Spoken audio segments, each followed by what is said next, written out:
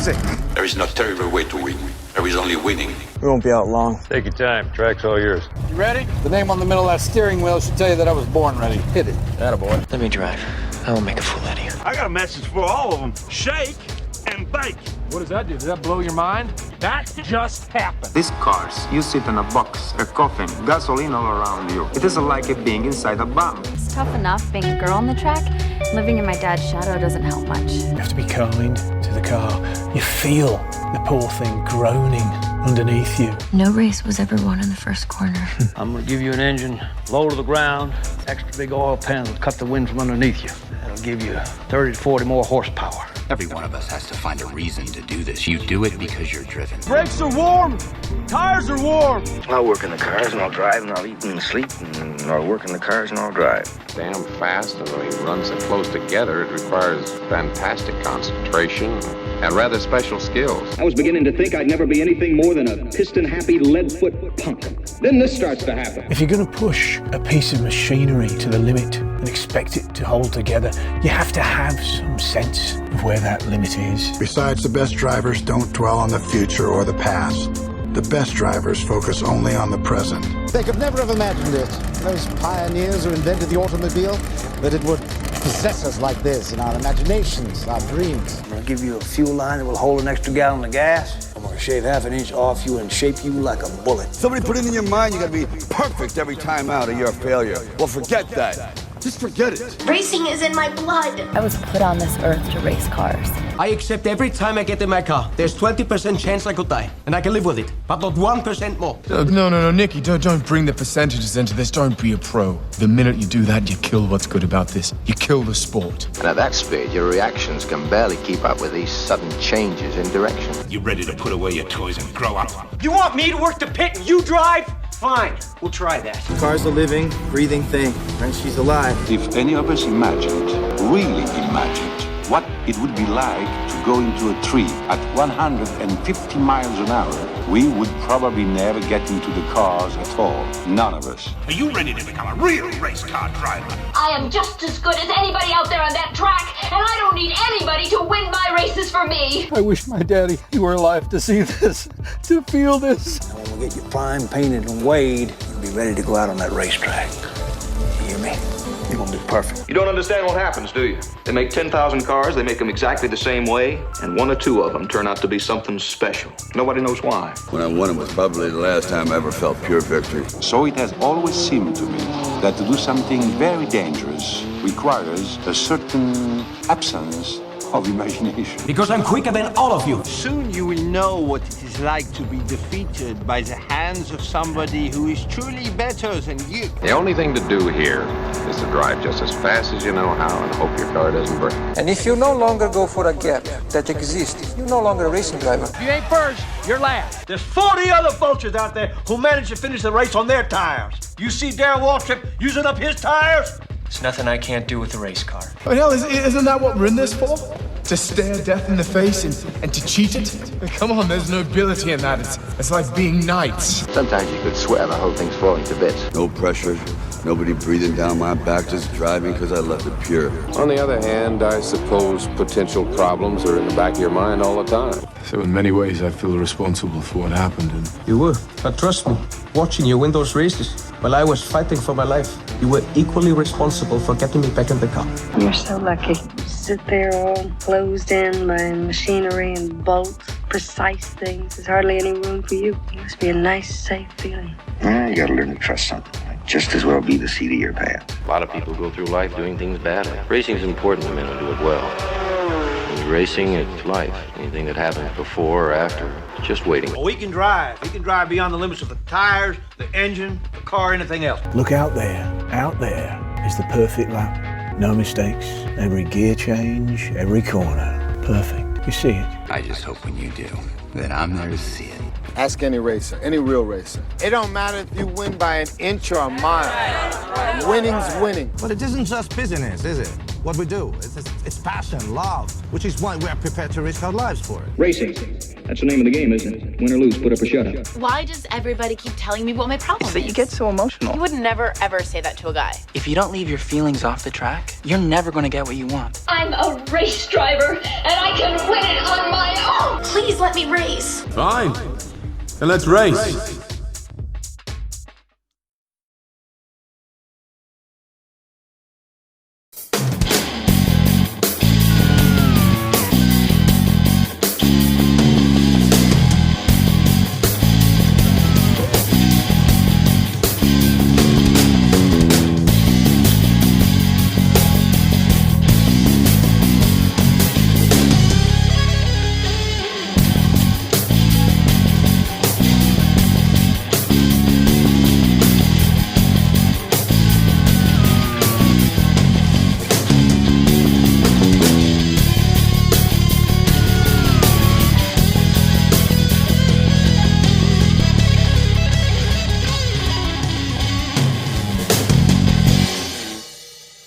Good morning, good afternoon, good evening, and once again, welcome to the Grand Prix World Series. We are here for the Misano Grand Prix, a new addition to the Grand Prix World Series calendar, and we are very excited to see what this track produces for us here today. As ever, we are going to start off with League 2 and having a look at the driver standings coming into this one. Brendan Hartley and Marcus Ericsson still hold the advantage on 69 and 67 points respectively, ahead of Tatiana Calderon, our race winner at the Yongan Grand Prix. She sits there on 53 points. Jack Aitken yet to score a race win this season, but consistent point scoring has put him fourth in the standings on 47 points. Kimi Sato, our winner in Fuji, puts his dome on 39 points. Alexander Rossi also on 39 in the Larousse, ahead of Pascal Wehrlein, our latest race winner in the Fometal. He's now up to 38, putting behind him a difficult start to the season and now starting to get some points on the board. Andre Lotterer is 8th in the Andrea Moda, ahead of Takuma Sato on 34 in a dome. And Lucas Di Grassi, 2 podiums earlier on in the season with a pair of third place finishes, puts him on 30 points. He hasn't scored any points since, and Zaxby's team manager Mike Smith has laid down an ultimatum to the Brazilian driver. If he does not score points today, he will be replaced by the reserve driver Sam Bird, who will return to the race seat should Di Grassi fail to score any points today. And a quick look at the team standings after the Istanbul Grand Prix. Fometal are on 105 points, ahead of Pacific Grand Prix on 77. A good buffer there for the Italian team headed up by Ewan Gale, and he will be looking to hold on to that advantage today. But the likes of Pacific, Dome and MasterCard will be looking to close in that gap as much as they can today, and across the course of the rest of the season, still plenty of points to play for as we look towards the end, the second half of Season 3. MasterCard Lola are on 69 ahead of Zaxby's on 65. Andrea Moda and Force India separated by 1 point in 6th and 7th. LaRusso on 43 and 8th ahead of Scuderia Colonia, who have fallen down the order a lot since they had a strong start to the season. The upgrade window is really playing a part as we go through this season. And Carlin moved up into the top 10 with 17 points as Fabio Lima took home a points finish at Istanbul last time out. A couple of driver changes to bring you today. Raffaele Marcello at the Force India team will make his Grand Prix World Series debut in place of Jerome D'Ambrosio, the Belgian driver, not really finding the speed of his teammate Jack Aitken so far this season. So Ed Spencer has taken that decision to put D'Ambrosio down into the reserve role and to give Marcello his race debut. How will he fare today? Will he be able to make a lasting impression and get that full-time seat at Force India? And another driver change for League 2 is at the Dams Viant team, as Simona Di Silvestro has replaced Valentino Rossi, the MotoGP legend, who Jake Sanson really wanted to give a fair go at this championship, but having qualified last for every race so far this season, it was really only a matter of time before Jake Sanson decided to make the swap and put Di Silvestro into the car for her return to the Grand Prix World Series. We will see how she gets on in that car. Can she bring home some points in today's race? We will see how she gets on alongside Teo Porcher. But looking to the grid before we get going with this race, and it is Mick Schumacher in the MasterCard Lola who has put on pole position by only a very small margin to Pascal Wehrlein, our latest race winner. 33 thousandths of a second separate the two Germans, and they will be going all out for victory today. But not if Marcus Ericsson has anything to do about it. One of our championship contenders is third on the grid ahead of Gary Paffett, fourth in the Ram. Brendan Hartley, our championship leader, starts fifth today, a much better qualifying for him this time around. Raffaele Marcello on his debut will start 6th in the Force India, out-qualifying his teammate at the first time of asking, ahead of Alexander Rossi, Luciano Becchetta, Christian Lundgaard and Kimi Sato. That rounds out your top 10. In 11th place is Lucas Di Grassi, the guy who is under threat for his race seat in this race, and Mike Smith will be keeping eager watch to see how he gets on. Sergio Sette Camara, one of his best qualifying performances of the season so far, will line up 12th, ahead of Oliver Rowland, a little bit off the pace of what he's done so far this season, but he will aim to move forward back into the points once again. Tatiana Calderon, another of our championship contenders, will start 14th, ahead of Fabio Lima, and Dan Ticktum, Takuma Sato, Mike Conway, Alan McNish, and our returning driver Simona Di Silvestro finish out the top 20. 21st place is Jaime Alguersuari, ahead of Callum Ilott. Jack Aitken, 4th in the championship, but 23rd on the grid. Not a good day for him. The only way will be forward for the Force India. Can he potentially scrape some points out of this race today? And near the back, Teo Porcher, Jake Dennis, and Andre Lotterer. It is an all Andrea Moda back row. And Lucy Ballwood will not be too happy about that. But as I say, the only way is forward, and maybe they could scrape 1 or 2 points out of this today. We'll see where they are come the checkered flag. Well, to get to the checkered flag, first we must race, so we will hand you over to our commentator for today, Tom Cairns.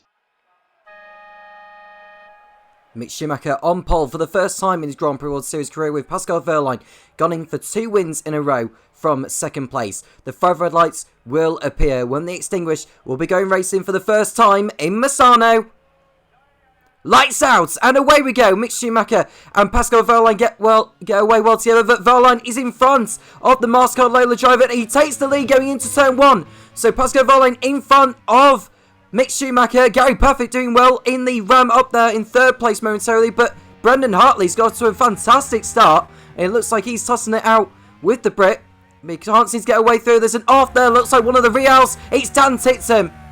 Real season going from bad to worse. Dan Titsum already in the gravel trap at turn 2.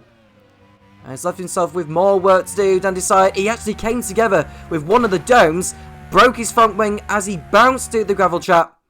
Dan Titsum will be in the pit lane at the end of lap 1 for a new nose cone. Now, who was it that came together with him? It was Takuma Sato. Oh, he locked up and took Dan Titsum out as well. I can imagine there will be a penalty going in the way of Takuma Sato. Right on board with Simona Di Silvestro making her return to the Grand Prix World Series in the Mascaloa. Actually, she tapped Sato into Dan Titsum, so she was the one that started it all off. So not the happiest returns there for Di Silvestro. Replacing Valentina Rossi in the squad, and she's been given a 10-second time penalty and a back of the grid drop for the next race as Wehrlein and Schumacher go toe-to-toe through the left-hander. And it looks like Wehrlein has got himself in front. I think it was behind momentarily and then got back through on Mick Schumacher further around the lap. But they're coming round to the end of lap 1 here in Misano. Wehrlein leads, Schumacher second, and it's Brendan Hartley in the Pacific in 3rd place, Gary Perfect 4th, Marcus Ericsson in 5th, and it's Alexander Rossi. The only Rossi in this race is in 6th. Luciano Becchetta 7th in the Carlin. It's Rafael Marciello in 8th on his maiden appearance in the Grand Prix World Series. Christian Lundgaard is 9th, and Kimi Sato rounding out the top 10 in the Dome.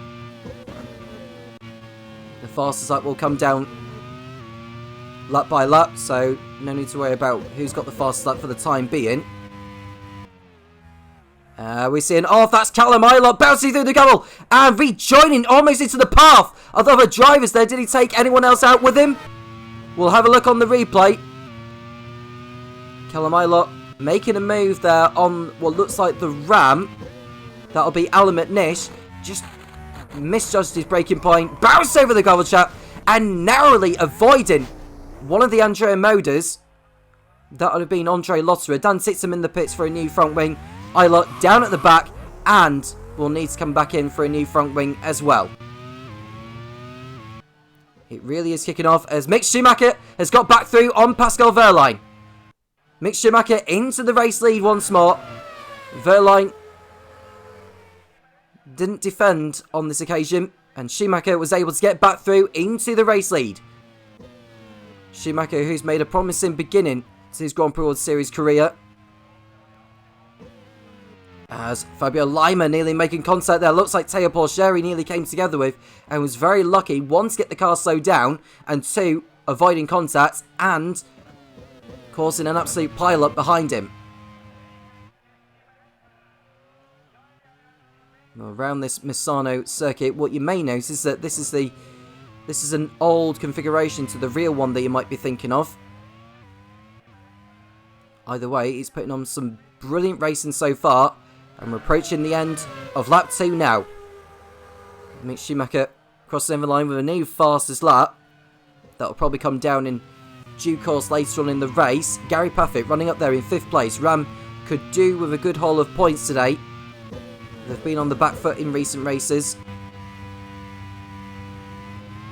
The highlight being Alan McNish bringing home a brilliant 4th place in Fuji. Paffett, one of 5 drivers in the history of the Grand Prix World Series to take pole position on their debut. And we can see Alexander Rossi making a move on Paffett into the left-hander, the hairpin. And I think what it is actually, in terms of this layout, I think they're going the reverse configuration to what they would normally do in real life. I think that's probably the one thing I notice about it. But either way, it's doing its job in providing some quality racing.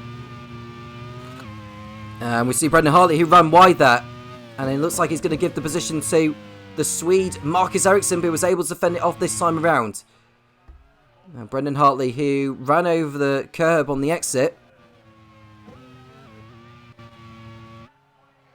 He was very lucky he didn't damage anything to the car. Otherwise, that would have been his race ruined at that point. No retirement so far, despite the fact that we've had a couple of drivers coming in. The first couple of laps for new nose cones. And Schumacher continuing on his way out in front. So through turn 1, as we look at Rafael Marciello. He's running in 7th position ahead of the Carlin of Luciano Piquetta.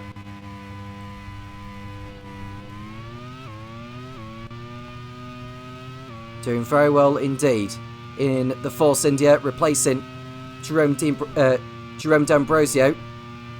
Team manager Ed Spencer taking the decision to give him the opportunity. And we see Marcus Ericsson diving to the inside of Brendan Hartley. And that is enough for him to move up the order. No problem for him there.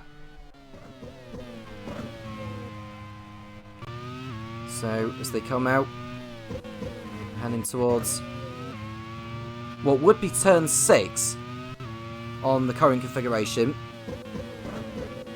But I believe that will be something like turn 10 on this particular layout in terms of the direction that they're going. This is round 7 of the championship. Schumacher starts in lap 5 now. Marcus Ericsson going after his teammate whilst we look at the LaRousse of Alexander Rossi. Line up a pass on Brendan Hartley for a moment. Gary Paffett beginning to really drop back at the moment whilst we look at his Ram Racing teammate Alan McNish in 18th position. We'll look at to see who's gained and lost what since the start. Schumacher stayed in the same position as before. Verline is in the same position as before. Ericsson is in the same position as before. Paffett is down 3, I believe. We've just seen a move there. What looks like Tatiana Calderon getting through on Sergio Sette Camera into the points. Going back to what I was saying, Gary Paffett is down 3 from his position. Brendan Hartley is up 1. Rafael Marciello is in the same position as before. Alexander Rossi is up 2. Luciano Piquetta is in the same position as before. Christian Lundgaard is in the same position as before. And Kamir Sato is down 3. It's not too much or too many changes from where they were on the grid. It's the second pole position point that Mastercard Lola have achieved this season after Tatiana Calderon got the first in Yongam. She went on to take victory that day. Can Mick Schumacher replicate that here in Misano?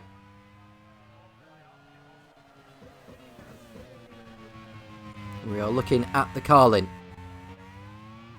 That is Luciano Piquetta in 8th position, just ahead of the Coloni of Christian Lundgaard.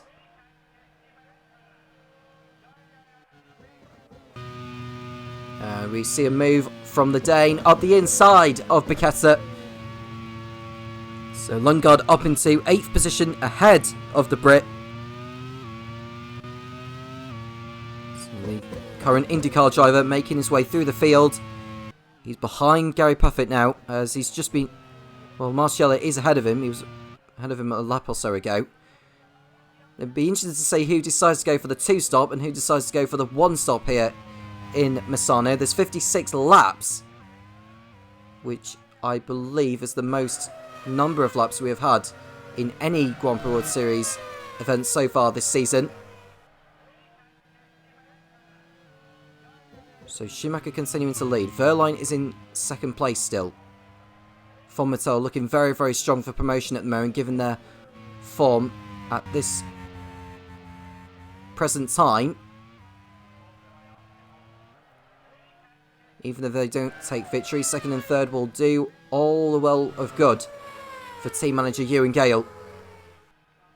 And then we see Marciello in 6th position behind Alexander Rossi, making a move up the inside into the left-hander of Tremonto. And he's gone up into 5th position ahead of the LaRousse. So the decision to put Marciello in is paying dividends so far for Ed Spencer's team. His teammate Jack Aiken hasn't had the best of qualifying sessions, and he's not in the top 15 at the moment.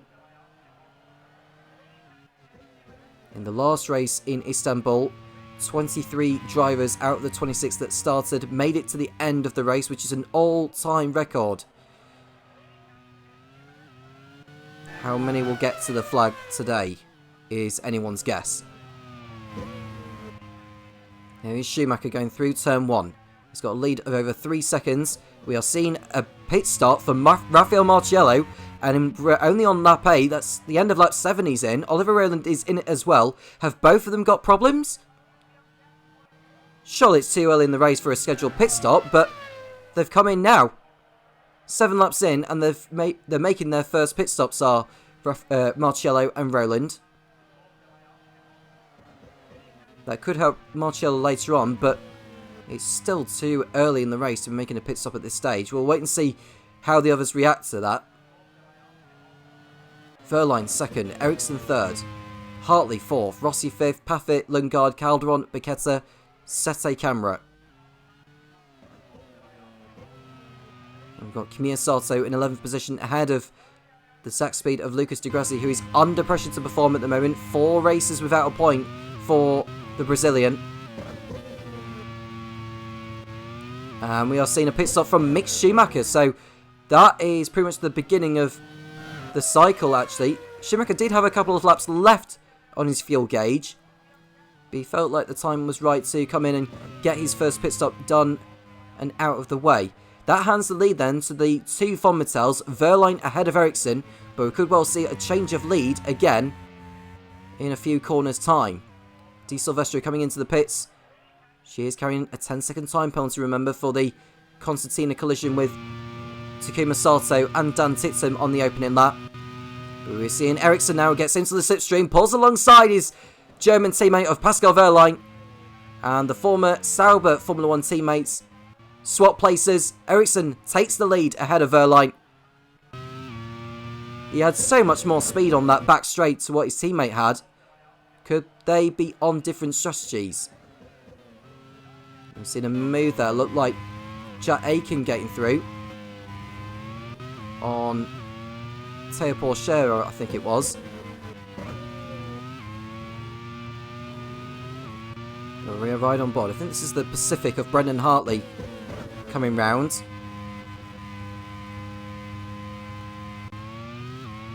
Mick Schumacher holds the fastest lap of the race, a 1:14.8. He's outside the top 15 as he's rejoined, but we're seeing more pit stops now. Ericsson comes into the pits. So the fact that Wehrlein let Ericsson go through there makes sense, because Ericsson was carrying less fuel than he is running. Calderon making her way into the pits, as is Alexander Rossi. So we should see Mick Schumacher go back ahead of him in a moment. I think he's come back out in some clean air as well as Mick, so he's timed that pit stop rather well. Now here's Brendan Hartley running in second place. He's in need of a good result as Brendan Hartley. He is leading the championship, but only by a couple of points ahead of Marcus Ericsson, who didn't have the best of races in Istanbul either, but he's still very much in the hunt.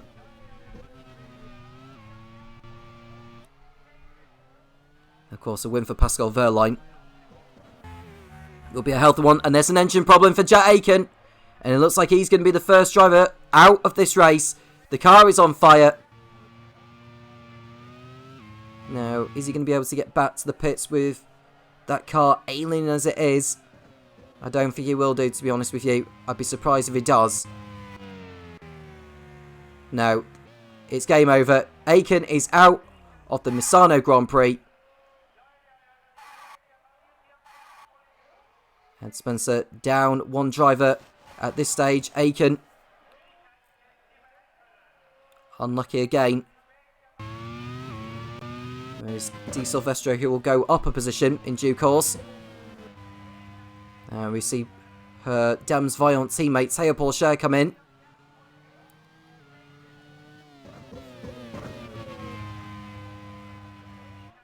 Wehrlein in front. A couple of seconds clear of Brendan Hartley. Then it's Gary Puffett, who's a second clear of Christian Lundgaard. Got Luciano Piquetta, Sergio Sette Camara, Lucas Di Grassi, Camille Sanso, Fabio Lima, and Jaime Alguersuari in the top 10 at the present moment, but all of them haven't made a pit stop yet. The highest driver in the field that has made a pit stop is Mick Schumacher in 14th. And Gary Puffett's coming into the pits from 3rd place. And it looks like Pascal Wehrlein is in as well, which hands the lead over to Brendan Hartley. I think it's the first time he's led a race since Yongam, when he temporarily took the lead when Calderon was coming in for her pit stop before he pitted in later on, and Calderon took the lead from there. Pacific could do with a strong result today. Neither car finishing in the points. Down to 2nd place, behind Von Mattel. I will mention that the top 3 teams in League 2 will go up to League 1 next season, and the bottom 3 teams in League 1 will go down to League 2. The top three teams in League 2 at the moment are Von Mattel, Pacific, and Dome. You're watching Luciano Piquetta, who's in 2nd place on track. Not having too bad of a race so far. He hasn't finished in the points in the last 3 races, though, Piquetta, after a promising start. He came in last minute, actually, just before the first race of the season, in place of what would have been Davide Falsecchi. But due to things that happened in the paddock involving Falsecchi, which I won't mention what they were, prompted Perry Brown's decision to drop Falsecchi in favour of the Brit. And I think it's turned out to be quite a good decision, considering his performances so far in the Grand Prix World Series in his debut season. Puffett making a move on the Zach Speed into turn 1, and he was lucky to get the car slowed down and avoid contact. Di Grassi in P3. As we see Marcus Ericsson making a move on Andre Lotterer. And this is a change for position. Up to 9th he goes. And looks like Marcello is he in front of Wehrlein? They were tussling for position, were those two. We'll have a look further back as Wehrlein and Marcello went side by side. And I think Marcello got in front of Wehrlein in the pit stops. But Wehrlein is back through on the Italian. And there's an engine problem. That is Luciano Piquetta. Another race without points it will be for the Brits. It's a huge shape, unless he can get it back to the pits, which he does so. He was due in for a pit stop anyway, and it couldn't have come at a better time as that engine problem. And I think the mechanics will be able to get that fixed and send him back out again. Bichetta is a lucky man for once. We're seeing pit stops galore at the moment. Hartley also coming in. He was in the race lead before he did so, but he's lost a position to Raffaele Marciello. Just looking to see where he is, actually. He is behind Alexander Rossi as well, who was behind Hartley before the pit stops had begun. So it's not worked out rather well, unfortunately, for Hartley, but he'll fight back on the fresher tyres. We can see a move from Mick Schumacher by the looks of it on Mike Conway. Schumacher going through up into 4th position. And you can see the top 3 on track in your picture. Lucas Di Grassi, it's a long time since we've seen him lead a Grand Prix World Series race. He's ahead of Kamiya Sato at the present moment. Alan Manish is at the back and he's about to be overtaken by Teo Pourchaire, who's just pitted. Manish has been struggling so far in this race. Bichetta's rejoining 17th position for your information. He did lose time because of the engine problem he had, but he was able to get that car back to the pit lane.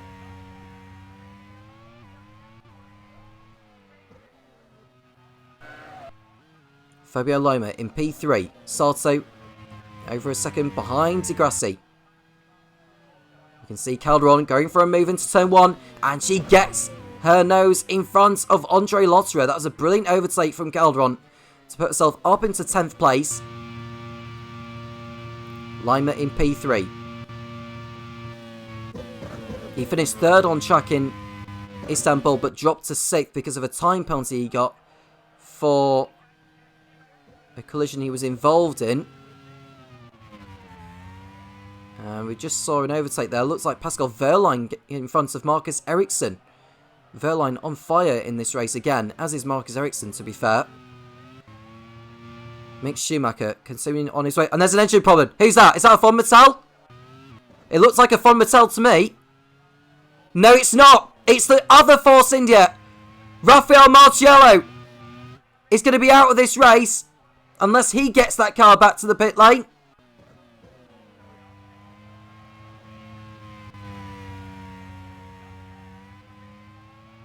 We'll look to see whether he does actually make it back. It's a knife edge, to be honest with you. Let's see. No, he's past the pit lane. Marciello is going to be out of the race. It's going to be no points again for Force India. Marciello needs to pull that car off in the moment because otherwise he's going to end up... Oh, that's a car running wide there. That was a Jaime Alguersuari. He had to take evasive action. That was really ill-considered there for Marciello. Gets the car off the circuit now, but his first race in the Grand Prix World Series has ended in retirement on home turf. And I wonder if the stewards may take a little bit of an action on that because Alguersuari had to put 2 wheels on the grass to avoid him. And that could have set off another Constantina collision. 2 retirements on this race, both of them being the Force Indias. Jack Aitken first, and now Raffaele Marciello. Ed Spencer would have hoped for more from this, but it is what it is. Mick Schumacher's in 4th place. He's the net race leader. But Lucas Di Grassi is doing a terrific job at the moment. Calderon doing her best to get the car slowed down.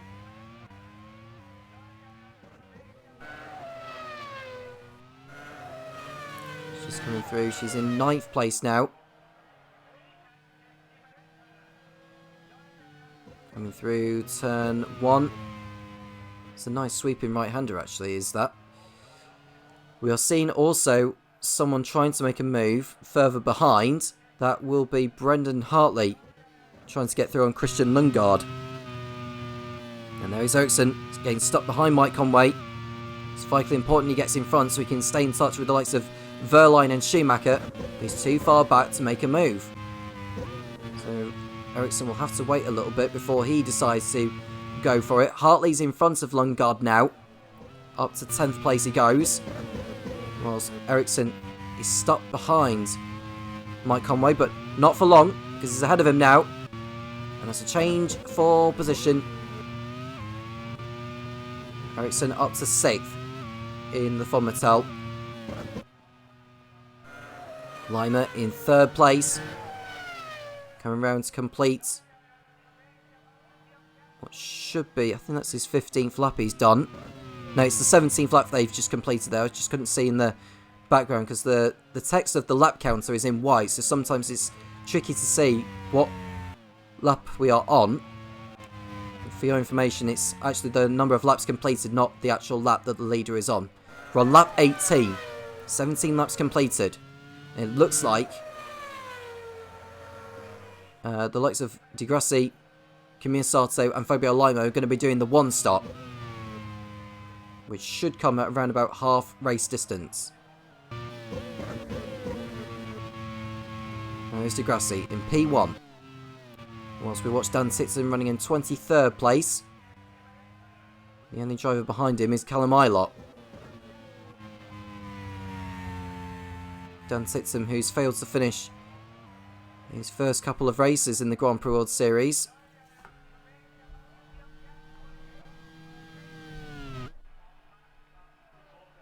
Oh, he's finished 1 out of 3, I should say. Albeit that was a 16th place finish in Kyalami.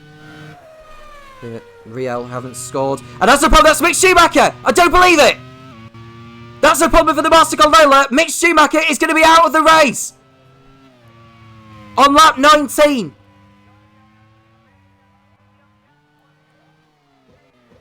Mastercard Lola really needed a victory at the moment, and it's not going to come from Mick Schumacher today. Pascal Wehrlein goes through. Marcus Ericsson will go through. Off the track goes the German. Mick Schumacher is out of the Misano Grand Prix. Marcus Johansson is going to have his head in his hands. And rightly so.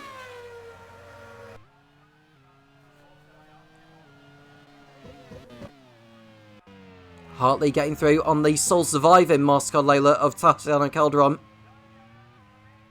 Hartley through into 8th position, Calderon down to 9th now.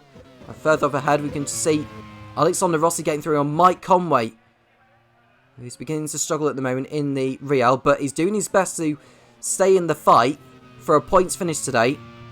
The Real team, who are managed by Ed Hunter, have only scored 1 point so far, and that came in the opening round of the season in Malaysia, Sepang.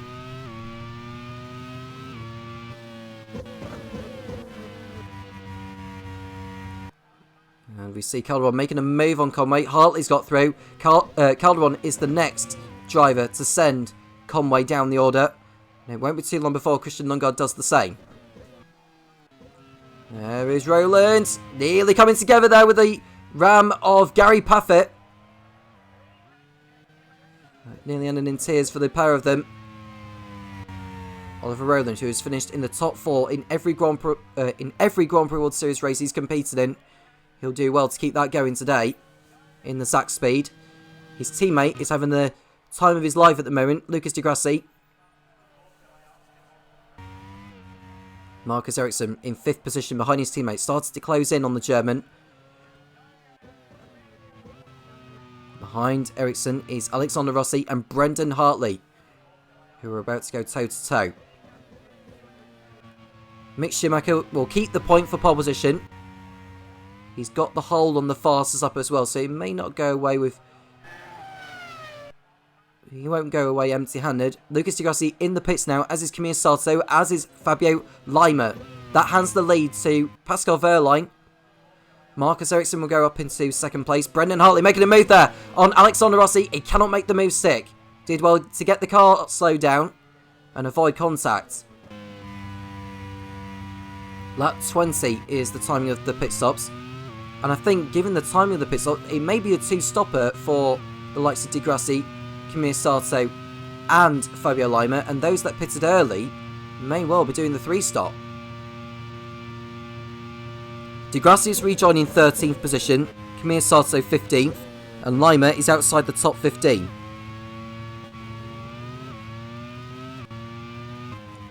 Could Von Mattel get a 1-2 out of this? That would be remarkable. They've yet to achieve it.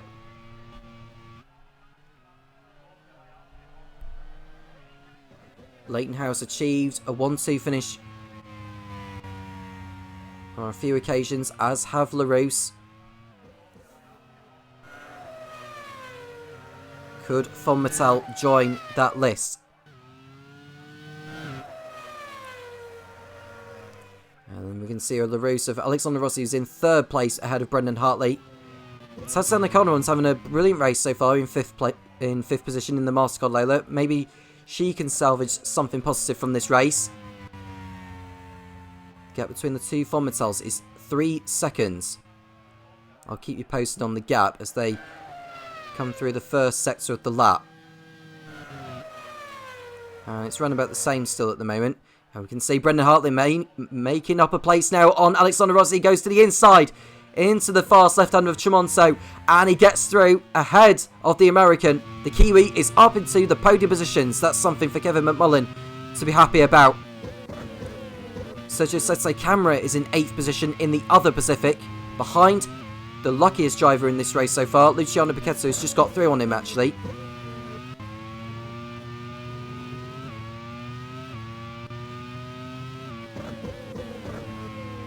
Lucas Di Grassi will be making a move on Jaime Alguersuari in a moment as well. Alguersuari will be looking to get into the points, as well as his teammate Christian Lundgaard, who's up there in 6th. We're on lap 23. Verline is able to manage the 3-second gap over Ericsson. Brendan Hartley will be... should try and start to close in, as we can see Camille Sato trying to make a move on Simona Di Silvestro. Can't get through at the moment. Di Grassi trying to get through on Alguersuari into turn 1. Can't go through yet either. He will be back for more though, will Di Grassi, but the more time he spends behind Alguersuari, the more he'll lose ground to the leaders, who are just romping away with it at the moment. With the form these two are in. Hats off to both of them, who have had tricky times of it in the past with previous teams. Porsche making a move on one of the Andrea Moders. That would have been Jake Dennis. Andrea Moda, both cars starting at the back of the grid today. Not because of penalties, but genuinely off the pace. Which is a bit of a surprise. And we are seeing a pit stop for Marcus Ericsson's in for his 2nd stop of the race. At the end of lap 23. So he is in. And it looks like...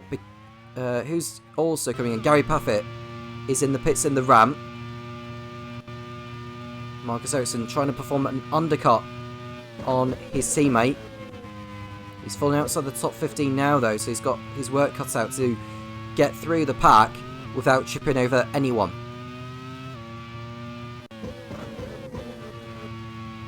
I think you lose around about 30 seconds in the pits. There is Di Silvestro, who's got Camille Sato right behind. Further up ahead, that's the other ramp, not the other ramp, the other dome of Takuma Sato getting through on Oliver Rowland's sack speed. He's got up into 8th position. Verline continuing to lead out in front. Will he respond to his teammates' earlier pit stop and come in at the end of this lap? Conway getting through on his teammate, Dan Tickton. And Conway, who's made his first stop of the race, is down towards the back. And it looks like Verline is in. That hands the lead over to Brendan Hartley once more.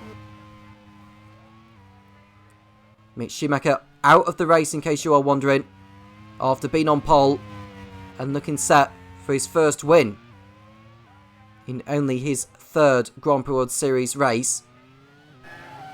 And we are seeing a pit stop there, one of the Andrea Moders coming in. Piquetta in as well, Takuma Sato, Alexander Rossi. And Ericsson, or Verline I should say, is out in 10th place, but more importantly in front of his Swedish teammate Marcus Ericsson. Ericsson, who's behind McNish in the battle for 12th, as we can see Alguersuari going for a move on Oliver Rowland, and this is a change for position. The Spaniard up into 5th place in the Coloni, Rowland down to 6th, just in front of his teammate Lucas Di Grassi, who will want to not hold up because Di Grassi is on a different strategy.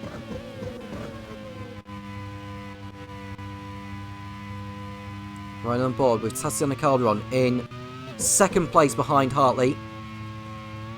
She's not had a lot to do in this race, to be honest with you. She wants to get as good of a result as possible. Hartley comes in, so for the first time since she won in Yongam, Tatiana Calderon leads a race. So Giuseppe Camera goes up into second position in the Pacific. And Oliver Rowland coming in, so he does not hold up Lucas Di Grassi. And Lucas Di Grassi will be on the tail of Jaime Alguersuari in a moment too. The good news for Di Grassi is that he's in front of Camille Sato and Fabio Lima, who are on the same strategy as he is. There is Alguersuari as we ride quickly on board with Camille Sato, trying to get through on the Andrea Moda of Andre Lotterer. Can't pull it off on this occasion. Dan Tixham in the pits, as is Callum Ilott. Both of those Brits having low-key races so far.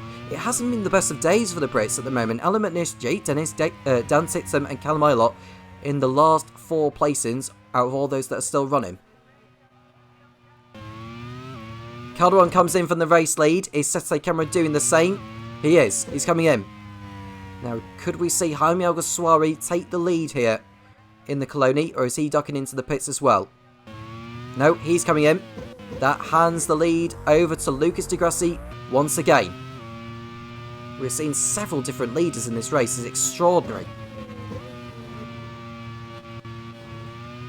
Camille Sato goes up into second place, as does Fabio Lima in third, but he's under attack from Pascal Wehrlein.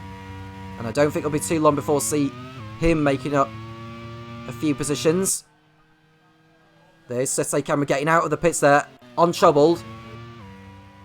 And the timing of him coming in and out there was perfect for Sete Camera. He's behind Christian Lundgaard. Brendan Hartley is in 6th place now. Closing in on Marcus Ericsson. Hartley stayed out a little bit longer than Ericsson and Wehrlein, so he may be able to use the fresher tyres to good effect.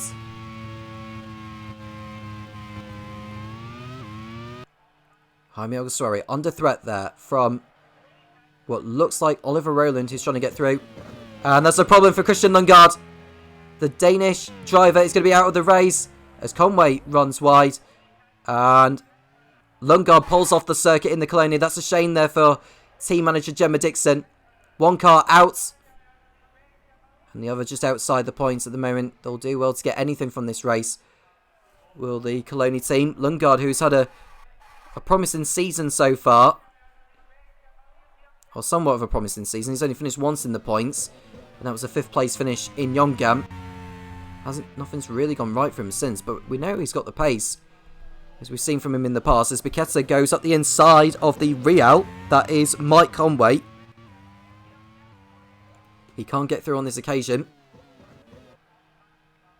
Pascal Wehrlein lining up. Well, looks like Fabio Lima, and this is a change for position as well. Hartley all over the back of Ericsson now. Are we going to see a change for position here? Hartley into the slipstream. Doesn't go for it this time around. They're coming up behind Fabio Lima, who's on older tyres. So if Hartley's going to make this move stick, he'll want to try and do it as soon as he can. As they come through towards the final section of the lap. They're coming towards half race distance now. 4 retirements. Christian Lundgaard, Mick Schumacher, famously. And the 2 Force Indias of Rafael Marciello and Jack Aiken. 22 still going.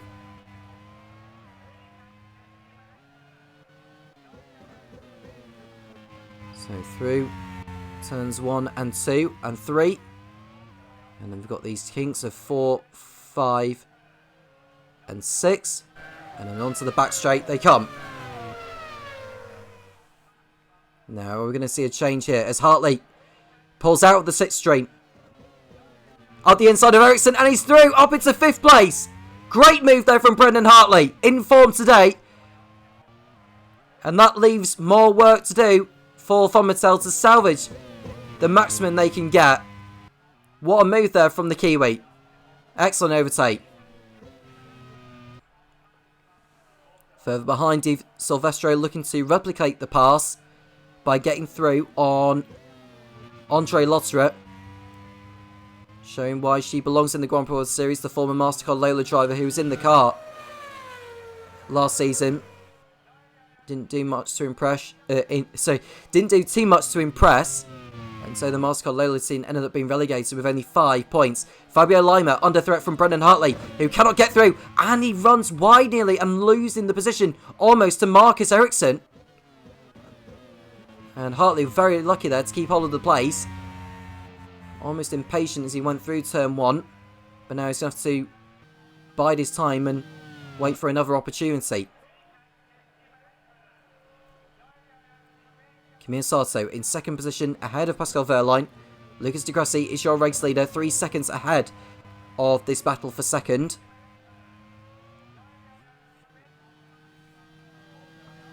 Conway in P11 ahead of Gary Paffett.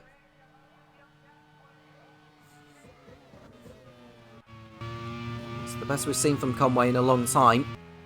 And Gary Paffett's got a problem in the ramp. And Alguersuari's off the track into the gravel. Now, will he get out of there, or is that curtains for the Spaniard? So through turn 1. And he just carried too much speed as he got the power down. Into the gravel trap he goes. And that's pretty much the end of it for Colonia as far as their race is concerned. We know for certain that Gary Paffett is pulling off the track with a problem. There he is, confirmation, and it's a puncher for the Brit. Another race without points for him. Alan McNish is outside the top 15 at the moment. I'm not sure what Alguersuari is playing at here. He's almost stuck.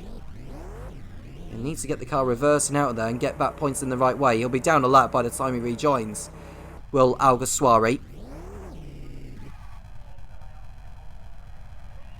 I'm not sure what exactly he's trying to perform.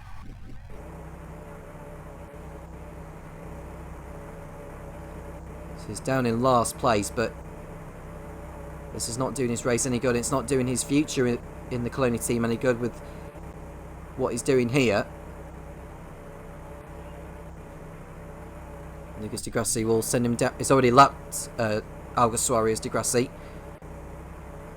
I don't know if we'll see any more of Alguersuari in this race. Ideally, we want to be watching the action because there's the yellow flags going round the circuit, which means no overtaking at this part of the circuit. So hopefully we won't see anyone trying to pull off overtakes as Alguersuari is continuing to try and get out of that. And this is not a good sight, really. Yeah, he's out of the race now. Alguersuari retires from the Misano Grand Prix. Both of the Colonies out of the race now. In a matter of minutes. Oh, that's Ericsson! He's crashed out at turn 1. How is he managed to do that? Over the curb. Oh, he's dropped it by himself over the curb. I cannot believe it. What a shock. Marcus Ericsson looking on course for a genuine podium position. Drops it all by himself, bouncing over the curbs whilst trying to pass Fabio Lima. He's out of the race. Disaster for Von Mattel. Disaster for team manager Ewan Gale.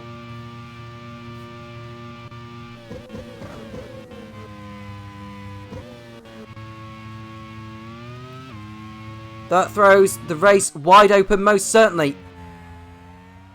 Drama after drama after drama.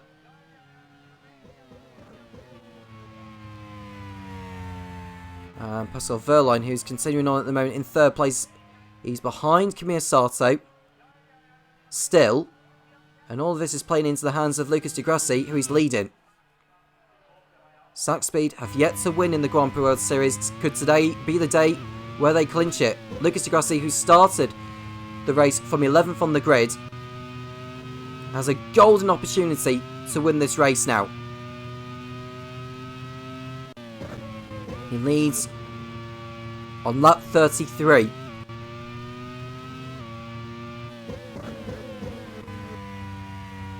Not too far away from his second pit stop, I'd have thought, as Jake Dennis locks up but keeps the car points in the right way. I suppose the only positive for team manager Lucy Ballwood is that both Jake Dennis and Andre Lotterer are still going. Lotterer in 14th position. Dennis, who's further behind, in 16th position. Ahead of him is Teo Pourchaire. And Verline's through on Kamir Sato into second place. We didn't see the overtake, but we now see the result of it. I don't know if we'll get a replay of it. We probably won't. But Lima is continuing on in the Carlin in 5th place. Alexander Rossi and Tatiana Calderon are closing in again, though. But Verline, crucially, is in 2nd place and can now go after the Zach speed of Lucas Di Grassi.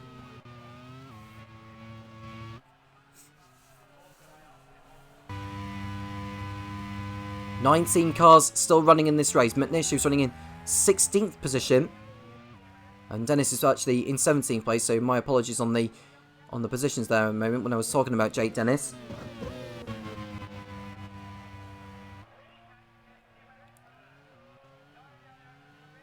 Got 23 laps to go. Di Grassi, Verline, Kamir Sato, Hartley, Lima, Rossi, Calderon, Sete Camera, Bichetta and Conway. Zach Speed leading Von Mattel, leading Dome, leading Pacific, leading Carlin, leading LaRousse, leading MasterCard Lola, leading Pacific, leading Carlin, leading Real. Mike Conway in the points in 10th position.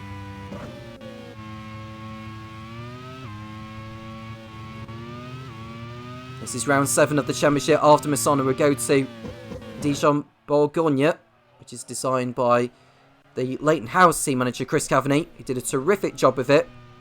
He most certainly deserves a mention for that. After Misano's, we see Topher trying to make a move on the Andrea motor ahead. We go to Brands Hatch for round 9, then to Hockenheim. Panonia in Hungary is another of the new venues, as is Valencia in Spain for round 12. And it's off to South America at Buenos Aires, which is familiar territory for the Grand Prix World Series. And then we've got Curitiba in Brazil, San Carlos in Venezuela, and the 16th and final round will be at Laguna Seca in California, USA. And that's Brendan Hartley! Engine problem for the Kiwi! A golden opportunity for points, down the drain. Bad news for Kevin McMullen. The Welshman is going to see his Kiwi out of the race here. And that's another one gone. A good chance of a podium out of the window for him.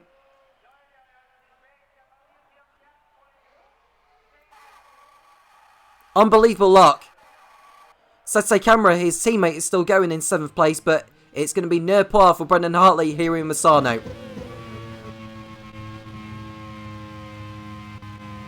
Kamir Sato doing a terrific job in 3rd place so far. He's actually over 4 seconds in front of Alexander Rossi, who's not really threatening him. This is playing into the hands of Kamir Sato at the moment. Kamir Sato is running in 11th place. He's just outside the points. Given the jam we've had in the last 5 or so laps, you never know what could be delivered next. Now the gap between Di Grassi and Verline has come down to 2.3 seconds at the end of the last lap. Verline coming into his stride at the moment. Bichetta, who's in 8th place now, Conway 9th, and Oliver Rowland in the Zach Speed is in 10th place. And Verline, who is chasing after Lucas Di Grassi, whilst we see Calderon, who tried to make an overtake there on Fabio Lima, is not able to do it on this occasion. Is she able to do it into Tremonto? The answer is no. Here's Lucas Di Grassi doing his best. And Jake Dennis getting it a little bit wrong there as he went into turn 1. Well, it looks like turn 1 as he got it all wrong there. Or it might have been turn 2, actually. Or turn 3.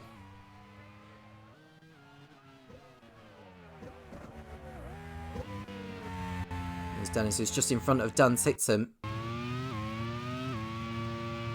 The highest Brit in this race right now is Luciano Becchetta in 8th.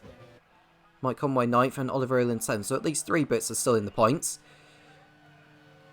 Simona Di Silvestro getting through on...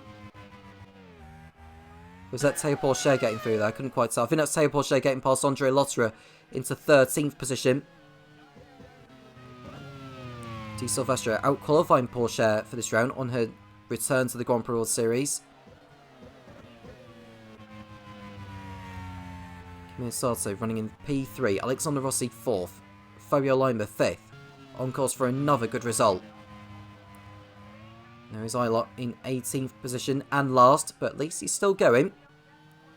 If you do finish the race, it's extra prize money for the team managers that they can use to upgrade the cars.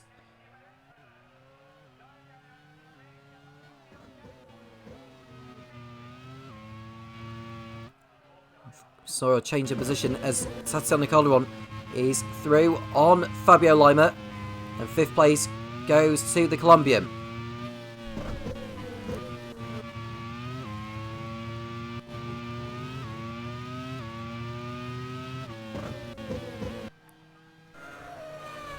Fabio Lima, who started the race from 15th on the grid, doing a fine job so far.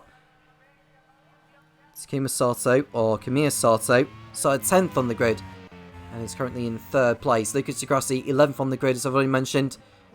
The gap has come down to 1.5 seconds between him. And it's a brake problem for Lima, so that could well explain Calderon getting through. And Lima's race is taking a little bit of a turn for the worse, but I don't think it's going to be too long before we see Di Grassi and Kamiya Sato coming in. At least he can get another set of tyres on and go again. Will Lima.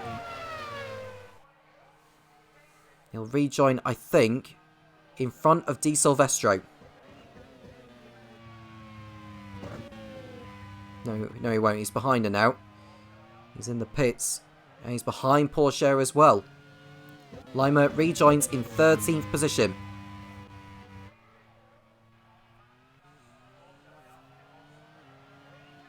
There's your top 2 in the picture. Di Grassi ahead of Wehrlein. That gap is down to 1 second. We're on lap 38. 19 laps to go. It'll be 18 once that lap is completed. Or the lap that they are on.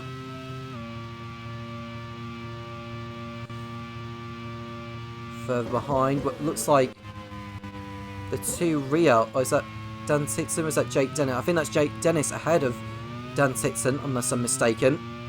I'm sure it's Jake Dennis ahead of the Brit. And Wehrlein is getting close to Di Grassi now on lap 39. And I don't think it's going to be too long before we see either an overtake or Di Grassi heading off into the pit lane.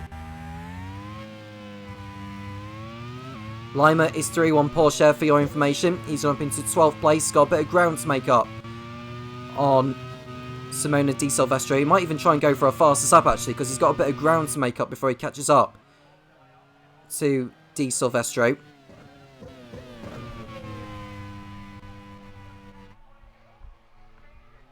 Now Simona Di Silvestro's best result in the Grand Prix World Series. Looking at where she ended up in Season 2. That's Oliver Rowland getting through on Mike Conway by the looks of it. Into 8th position. Her best result has been 10th, and that was in round 6 of Season 2. That will have been in Chennai. Andrea Motorcars swapping places. Jake Dennis through on Andre Lotterer. But we want to go back to the battle for the lead. Here it is. Di Grassi and Wehrlein. Nose to tail. Now, where will Wehrlein decide to go for it? He needs to be clever here, does Wehrlein, if he's going to take the lead of the race here. He thinks about doing it there, but that's going to cost him ground and lose him time. But he'll get back into the slipstream and may decide to go for it here. Not through Tremonto. But Verline will be back for more. He'll be into the slipstream and decides to go for it at some point. Titsum gets through on Andre Lotterer into 16th position. It's a nice overtake there from Titsum. Up the order he goes. Very much getting himself back into the action here. And it looks like Lima is on the tail of Di Silvestro now. And he's about to pull off an easy move on this occasion. Wasting no time getting through. Back to the leaders again. Verline. Where will he decide to put the car? Degrassi doing his best. Through turn 3 they come. Degrassi doing his best. Will Verline wait around this time before he gets into the slipstream? I think he will do. Here they come. And I think the inevitable is about to take place here. Verline into the slipstream. Pulls out of the slipstream. And it's easier said than done. Verline gets the move done before the corner. And he takes the lead of the Lead 2 Misano Grand Prix. And looking on course for 2 wins in a row is the German. From Mattel, who have won 3 of the last 4 Lead 2 races. Is it going to be 4 from 5?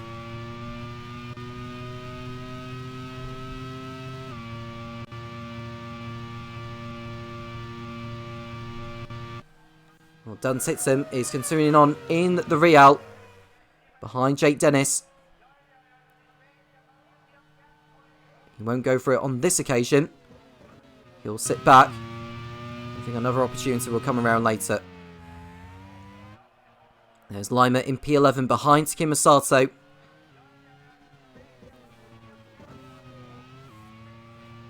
I want to get up to the Japanese driver in a moment. Get his skates on. Get some overtakes done.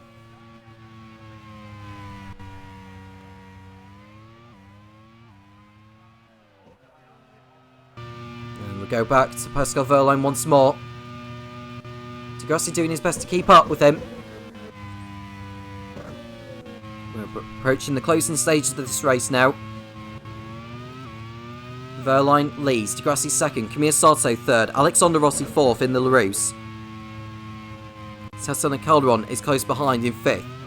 Sergio Sette Camera is in 6th. The top 6 separated by less than 10 seconds. Luciano Bicchetto is 7th in the Carlin after he needed to come in after an engine problem for him.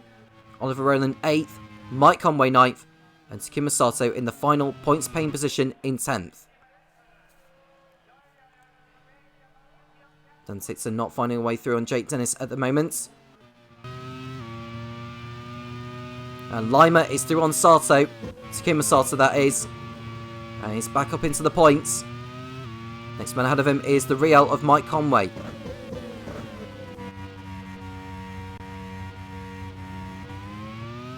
Lucas Degrassi a second behind Verline now. Verline beginning to pull away, but it's not over yet. Not over until the checker flag. Kamiya Sato running in P3 in the Dome, which would be a fine result for the team. They haven't had too much to celebrate since they won in Fuji.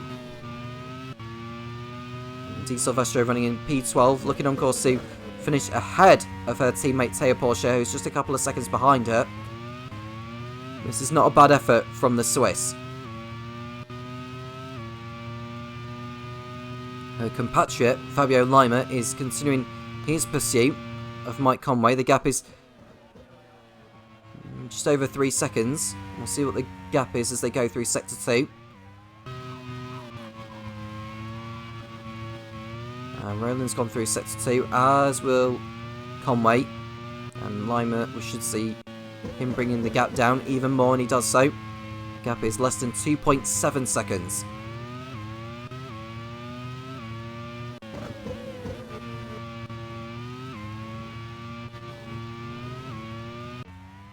Kamiya Sato in 3rd place is under threat from Alexander Rossi and Tatsuya Calderon. Sergio Sette Camera is getting on the act here. He could well get in in a moment in the fight for the last podium place.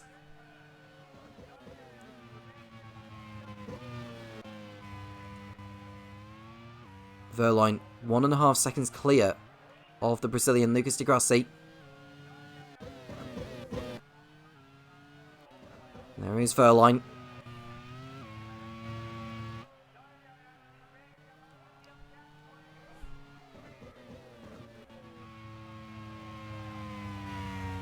There's Verline. Di Grassi behind him too.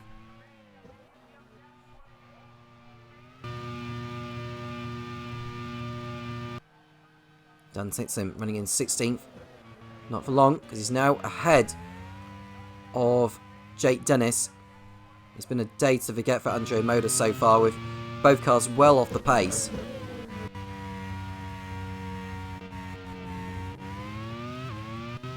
And Lima's got the gap down to just over a second between him and Conway. That will come down even more as they go over the start-finish line.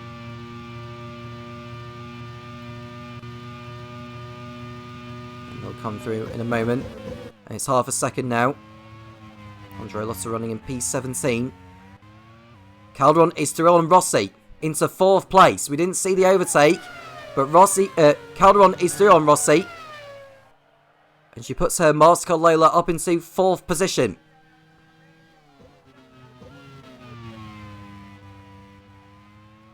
Rossi down to 5th. And Sergio says the camera will be closing in. Calderon chasing after Kamiya Sato for 3rd position. With Hartley out and Ericsson out, there's an opportunity for Calderon here. Because if she can get up high enough in this race,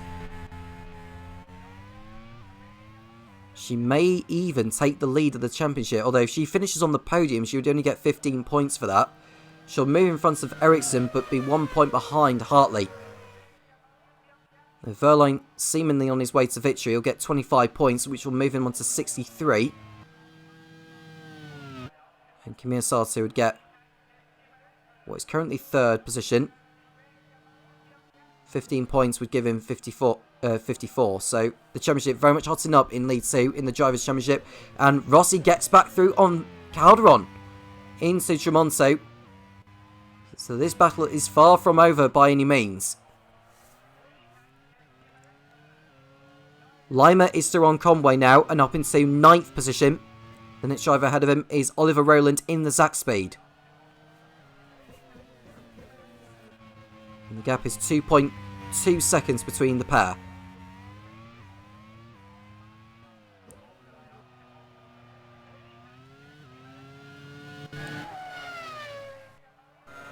And there's Kamiya Sato in 3rd place ahead of the Roos and the MasterCard Lola. Our Dome going to come away with the podium here. Kamiya Sato is outside the points in the other Dome in 11th place. Ahead of the 2 Dan's Vaillant cars. Alan McNish 14th, Dan Tixon 15th. And it's Jake Dennis, Andre Lotterer and Callum Ilott, the rest of the runners. 18 still going here.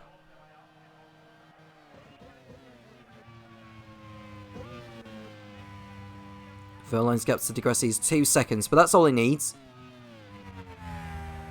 Kamiya Sato just maybe running a little bit too deep into turn 1, but gets away with it.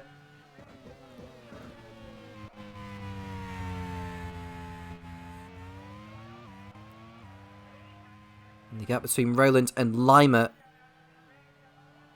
has come down. I can't quite see the gap from where I'm sitting, but I think it's now 9 tenths between the two now. So we should see Lima making a move on Rowland very shortly.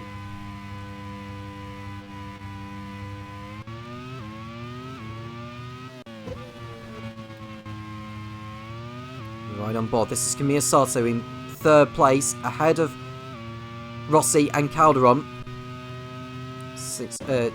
Just under 6 tenths ahead of the battle between him, Rossi and Calderon. Verline continuing on in the race lead. 9 to go here. You see Callum Ilott there in the foreground as Lima looks to make an overtake into turn 1. It doesn't look like he got the job done there. And he'll have to hold back a little bit and wait for another opportunity to get through on Roland. We'll see what the gap is when they go through sector 1. It may be that he's alongside by the time they get to Tremonto. And I think he'll get through this time, Lima.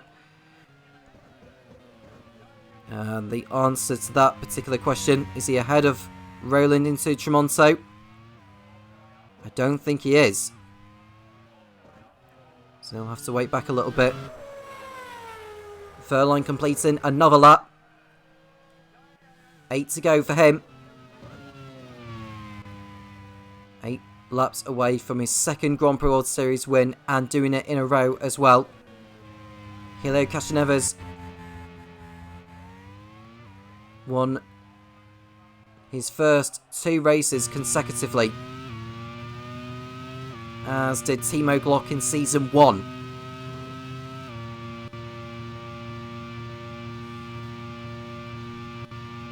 I'm trying to remember who else has won back-to-back races. But we see Rossi making a move on Kimi Sato, and the Roos is up into 3rd place at last. Kimi Sato couldn't hold on for long this time. He is down to 4th position, with Calderon waiting to pounce. Lima is still behind Roland, but I think he'll get ahead of him this time around though. There is Roland riding on board, and Lima is through ahead of him. Lima is through this time, but I don't think he's going to have enough time to catch his teammate Luciano Piccata. The gap between the two is less than 12 seconds. Or around about 12 seconds anyway.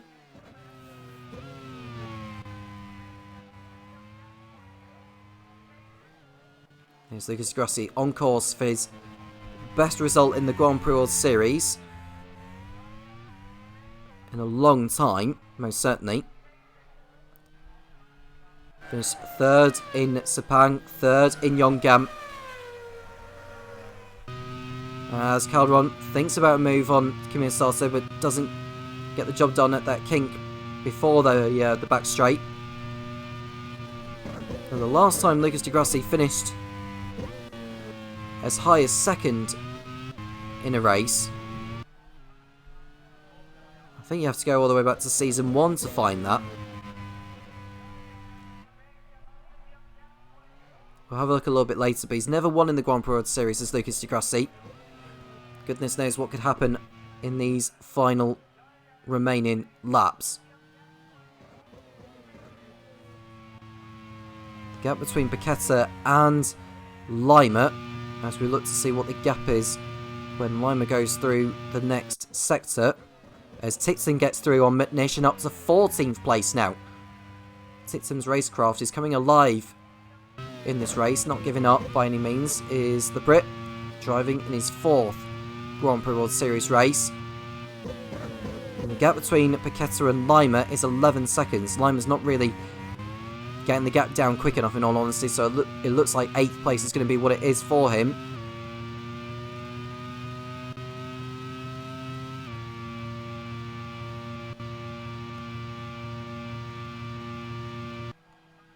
And Calderon gets through on Kimi Sato, up to 4th place now. But Sato's not giving this one up by any means. They're going to go side by side into Tremonto, but Calderon has got the move done. And the Colombian is up into the top 4. Kimi Sato down to 5th place now.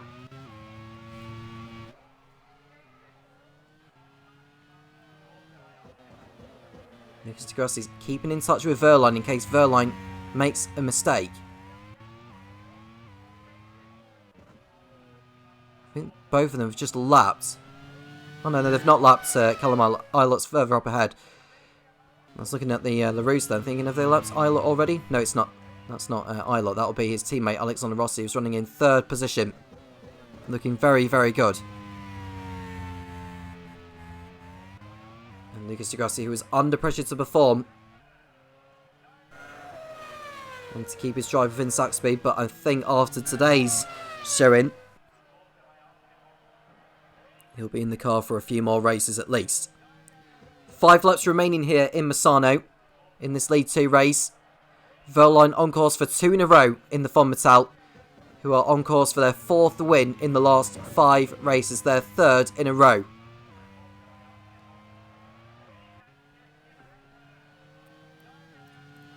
Lucas Di Grassi in 2nd place for Zach Speed. And it's Alexander Rossi 3rd. Tatiana Calderon in 4th. Camilla Sarto 5th. Sergio Sette Camera 6th. Luciano Piquetta 7th. Fabio Lima, who's 10 seconds behind his teammate, in 8th. Oliver Rowland in 9th for Zach Speed. And Mike Conway in the final points paying position for Real in 10th. As it stands, they are on course to double their points tally for the season. Went into this round with 1 point. Looks like they're going to make it 2 by the end of this one.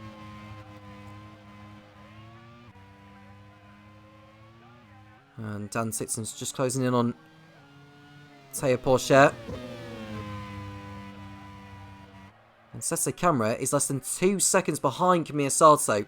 So could well see a fight between those particular drivers before this race is over. Lucas Di Grassi in 2nd place, he goes through Tremonto. Rossi is over 4 seconds behind him in 3rd. Calderon is 1.1 seconds behind the American in 4th place. Then it's Camilla Sarto, who's 2 seconds clear of Sergio Sette Camera. Then it's Luciano Piquetta and Fabio Lima in 7th and 8th. Verline's almost coming up behind the LaRousse of Callum Ilott. Ilott's had a lonely race again in the LaRousse. And question marks could be raised about his future within the LaRousse squad.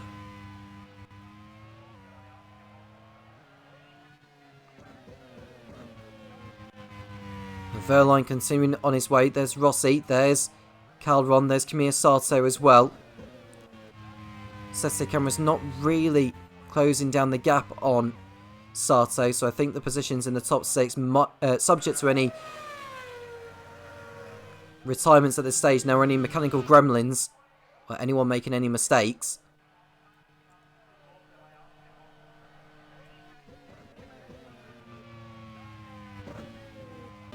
And Verline is round about 10 kilometres away from the checker flag. Phenomenal victory, and keeping the Fonmetal squad in the lead of the team's championship, with Pacific and Dome dropping further back in the points battle. Who would have thought of Fonmetal being in the position that they are after the troubles they had last season? There's Dan Titson up the inside of Porsche, and another position gain for the Brit. 13th position is his. Has he got enough time to catch Simona Di Silvestro though? I would say no, but never say never.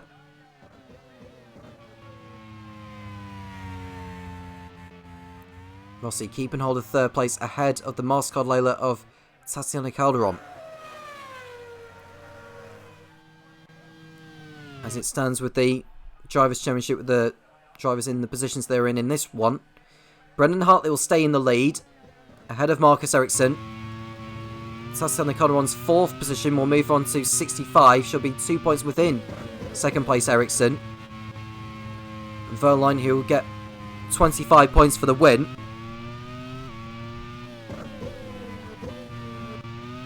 Looks as though he's going to be moving on to 63. So it's very much a tight squabble as Verline locks up and keeps the car pointing the right way on the racetrack, as he's got just over a lap to go before the finish. So he's coming through behind Ilott there, who is a lap behind. He may not even need to lap the LaRousse. Looking at the team's championship as it stands, with Fonmetal getting 25, Pacific getting 8, and Dome picking up 10 with Kimi Sato in 5th place. Pacific will stay in front of Dome. Mastercard Lola with getting 12 points, and the points for Mick Schumacher with getting pole and fastest lap. They'll move on to 83 points. I think they'll still be just behind. They'll be level on points with Dome, I think. And I think with Saxby getting a good haul of points with Degrassi and Roland, they could well be very close in the race for promotion. Here's Pascal Wehrlein, who's very close to the checker flag now. Coming up behind Callum Ilott to lap. It hadn't been easy for him. He had to fight for this one once again. And with his teammate out, it became a rather smoother race. He had to fight it out with Lucas Degrassi to make sure he got the job done. And he's done it here.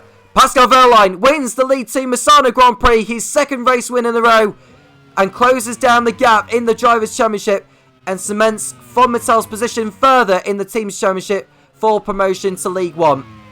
Lucas Degrassi from 11th on the grid comes home in 2nd place. Alexander Rossi making it a podium for LaRousse. Tatiana Calaron 4th for Mastercard Lola. Kimi Sato 5th for Dome. Then it's Sergio Sette Camera, his best result of the season so far, in 6th place for Pacific. Luciano Piquetta and Fabio Lima, 2 Carlins in 7th and 8th. Oliver Rowland 9th, and a point for Real. Their first point in 6 races. Mike Conway comes home in 10th place ahead of Takuma Sato. Simona Di Silvestro on a return to the Grand Prix World Series will be 12th ahead of Dan Tixon, who pulled off some good overtakes towards the end of the race, in all honesty. Then it's Porsche, McNish, Dennis and Lotterer, who had off days today. Andrea Moda have had a day to forget, but both cars bring in some points. And we see Callum Ilott will bring the last car home in 18th position. 18 making it to the end of today's race. But victory belongs once again to Von Mattel and to Pascal Wehrlein here in Misano. Lucas Degrassi 2nd ahead of Alexander Rossi. Tatiana Calderon in 4th. And it's Kimi Sato, Sergio Sette Camera, Luciano Piquetta and Fabio Lima making it 2 Carlins in the top 8. Oliver Rowland 9th. Mike Conway bringing the Real home in 10th position. Outside the points, you have got Takuma Sato in 11th, who finished in front of Dan Tixon, who got 12th. Teo Porsche 13th, Alan Manish 14th, Jake Dennis in 15th position. Simona Di Silvestro 10-second time penalty for the collision on the opening lap, drops her to 16th place. Andre Lotterer and Callum Ilott with the rest of the finishers. Brendan Hartley and Marcus Ericsson could have been race winners today. They both retired. Marcus Ericsson making a mistake of his own. Gary Paffett, Jaime Alguersuari, Christian Lundgaard, Mick Schumacher, Rafael Marciello and Jack Aiken were the rest of those that did not finish. Mick Schumacher got the points for fast lap and for pole position. What might it have been for him today? As I've already mentioned, the top 4 in the championship separated by 6 points going into the next race at Dijon-Bourgogne. And in the team's championship, Von Mattel are stretching ever further away from the rest. It's looking like promotion is very much on the cards for them, isn't it? The League One race coming up very shortly. Topher Smith will run down on the championship standings. A fantastic result for Pascal Wehrlein and the Von Mattel team. That is their 2nd victory in a row, and Von Mattel look like they're getting a stranglehold on this championship even before reaching the halfway mark. There's still plenty of races left to run, plenty of points to be earned, and many more opportunities to close in that gap on Ewan Gale's team. As far as the standings are concerned after today's action, Brendan Hartley still holds on to lead the championship, 2 points over Marcus Ericsson, neither of them scoring points today after their retirement. And Tatiana Calderon is a further 2 points behind Hartley, 65 points for her, and Wehrlein is up to 63. That is 6 points covering the top 4. It's getting really close in League 2 so far. Alexander Rossi is 5th on 54 points, ahead of Kimi Sato on 49. Lucas Degrassi, his 2nd place today, finally getting him some more points on the board, and that should please Mike Smith enough to be able to give him another opportunity in the car next time out at Dijon-Bourgogne. Jack Aitken is on 47 points ahead of Andre Lotterer, and Takuma Sato rounding out the top 10 on 34 points. As far as the team standings are concerned, Von Mattel still holding the advantage with 130 points, 45 points clear of Pacific and Zaxbyt, who are now tied on 85 each. Dimer on 83. Marscar Lola is on 83 as well. It's so close from 2nd to 5th, but they need to get some stronger points on the board between them if they are to close that gap to Fon Mittal. LaRousse and Andrea Moda also tied on points with 58 each. Force India one behind them on 57. This is such a close championship at the moment. Scuderia Coloni are on 28 and Carlin on 27 to round out the top 10 there. But now we are going to get ourselves prepared for the League One race, and heading into this round after Istanbul's antics, Scott Dixon took back the lead of the championship and has a 9-point advantage over Antonio Fix da Costa, 64 and 55 points respectively. Will Power third on 54 points. He's right in the mix for this title fight as well, as is Sebastian Buemi in the other Leighton House on 52, and Nick de Vries in the second Minardi on 51 points. Roman Grosjean yet to win a race this season, but he's still in contention as well on 50 points. Consistent scoring for the Manor so far this season. Helio Castroneves not racing at the moment, but still holds on to 7th place with 37 points. Paul de Rest is on 34, Danny Juncadella is on 27, and Pato Ward on 26. Both of the Arrows still holding on to the top 10 at the moment. And looking at the teams heading into this one, Leighton House holds the advantage with 143 points, Minardi on 114 and Simtek on 85. There's a little bit of a breakaway group forming at the moment, but as I've said already, still plenty of points to play for, with Manor on 72, Super Guri on 58, Arrows on 53, Onyx Grand Prix on 29. They're falling away a little bit as far as the points are concerned, but a strong result for them could see them bring themselves right back into the thick of things. BAR on 21, HRT on 18 and Prost on 12. That is your top 10 heading into Misano. We have 2 driver changes to bring you today for the League One race. At Onyx Grand Prix, Daniel Kvyat has picked up a 2-race ban from the last race at Istanbul Park, having 2 separate incidents which resulted in a 1-race ban each. So Daniel Kvyat out for 2 races, and Ryan Ferris has decided to put Antonio Fuoco back in for his return to the Grand Prix World Series. A race winner last season for a live team. Can he turn around Onyx's fortunes this season? This will be a good opportunity for him to show just what he is worth in this championship. And at AGS, Alex Palou also picking up a race ban after taking out Mahavira Kunathan, and he has been replaced by Sebastian Ogier in a loan deal from MasterCard Lola. How will the rallying superstar fare on his return to the grid? Can he bring AGS some points today? We'll wait to see how he gets on. And taking a look at the grid for this race, the Italians are going to be very happy at their home event because it is a Minardi front row. Nick de Vries and Antonio Fix da Costa setting a time within a 10th of each other and putting the Minardis first and second. And Giacomo Pagliaro, the Italian team principal of the Italian team, he could not be happier with that result. But with the upgrade window, a lot of money was put into power. That once again calls into question the reliability. Will the Minardis make it all the way to the end? You'd have to think it would be a dominant performance if they do indeed do so. Stoffel Vandoorne, one of his best qualifiers of the season, is third ahead of Roman Grosjean in the Manor in fourth. Pato Ward putting the Arrows fifth ahead of Scott Dixon, our reigning champion and championship leader. Alex Lynn, seventh in the HRT ahead of Robin Freins, Danny Juncadella and Sebastian Buemi. Not a great qualifying for Leighton House team today, with Buemi in 10th. Looking further down the order as well, Kamui Kobayashi is 11th ahead of the other Leighton House of Will Power. Chris Cavey probably not too happy with his qualifying result there. He'll be looking to scrape some points out of this race at the very least. Marco Wittmann 13th in the Prost ahead of Sean Gelael in 14th. Felipe Nasr putting the Midland into 15th, one of their best results of the season for that particular car. Sebastian Bourdais 16th ahead of Artem Markelov. Antonio Fuoco is in 18th, our returning driver. He drove for the Life team in last season and won races. Can he now bring some good fortune to the Onyx team? Well, 18th on the grid will be a challenge, but he will look to move forward and score some points here today at his home race. Paul de Resta is 19th ahead of Colton Herter, 20th in the AGS, and then Nicholas Latifi, 21st in the BAR ahead of Adrian Suttil in the HRT. Naoki Yamamoto is 23rd ahead of Sebastian Ogier, who returns to the grid for today's race. Roy Nassani and Mahavira Kunathan, the 240 Corsies, round out our grids for today. Well, there's one thing left to do, ladies and gentlemen, and that is race. So hold on to your hats. This is going to be a good one. Tom Cairns, take it away. Two Minardis on the front row. Can they continue their consistent form in recent races? Can Simtek fight back and get back to the top step of the podium? 5 red lights are raring to come on now. And when they go out, we'll be underway for League 1 in Misano. It's lights out and away we go. As we watch the two Minardis get off the front row. Anyone making up any positions further behind? We're just watching Topher Van Dorn. I think he's got in front of Roman Grosjean into turn 1, as has Scott Dixon. Both Simtex get off to fantastic starts as Antonio Felix da Costa tries to make a move. Or Nick de Vries trying to get back through on Antonio Felix da Costa as he's dropped down to second position. So da Costa leads, de Vries second. Next Van Dorn, Dixon, Frines, Grosjean, O'Ward, Lynn, Buemi and Junkendaya in the top 10. As they come down the back straight towards Tremonto.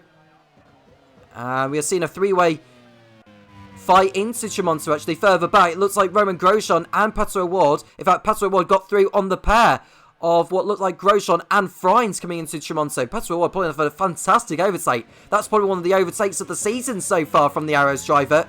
O'Ward absolutely brilliant there up the inside, getting the pair of them there. But it's Minardi, Simtek in the top 4. And if I was to put any money on any of them winning today, it would definitely be one of them. I'll be shot. Oh, it's a collision of overlap. Huge crash. Huge crash. Both AGSs and the Midland of Naoki Yamamoto have come together. And all 3 of them are out on the spot on lap 1. Huge drama. That's a shock. I don't know who caused that. I mean, Yamamoto came across. And we'll need to see another replay of that again. That looks like Sebastian Ogier. The man replacing Tom Cruise, who was in that seat earlier on in the season. He was going for a move, makes a move. Oh, Yamamoto comes across on him and taking out the other AGS of Colton Herter. Unbelievable accident there. We'll have a look at Herter's point of view. He's just ahead there. It looks like Artem Markelov. He hasn't got off to the best of starts in this race. But at least he's managed to avoid the mess that's just happened here. Oh, it's just unlucky there for Herter. Didn't do anything wrong. All 3 of them out on the spot on that one. And if I was to put the blame on any of those 3, it'd have to be Yamamoto. Because he came across on Ogier as Ogier was about to pull alongside. And we'll wait to see what the stewards say on this one. You can see the fastest lap there from Scott Dixon, but we're only at the end of lap 1, so that lap time will come down. And it's a 2-race ban for Naoki Yamamoto and a disqualification within this race. Alex Johnson, the team manager of the Midland team, has already fielded 5 drivers so far this season. I believe the reserve driver is Rio Haryanto, who did a super job for them in Yongam. He's probably going to be the one given the nod to replace Yamamoto. But back to the action here as Grosjean looks to get through on O'Ward into Tremonto, and he's got back up into 5th place. As we run on board with Nick de Vries, who got taken out in the last race by Danny Kvyat in Istanbul. Kvyat is serving a 2-race ban for Ryan Ferris's team in the Onyx, and replacing him for this round, I believe, is Kazuki Nakajima, who is studying for him, unless it's... No, it's not. It's Antonio Froco, my apologies, who's just started 18th on the grid. He's outside the top 15 at the moment, is Antonio Froco, who raced for the live team in League 2 last season. He did a super job as well. Fingers crossed to see how he gets on for the next couple of races. But it's 2 Minardis and 2 Simtex in the top 4. Sean Galeo, who's running in 12th place, is under attack, or trying to get through on Danny Junkendaya.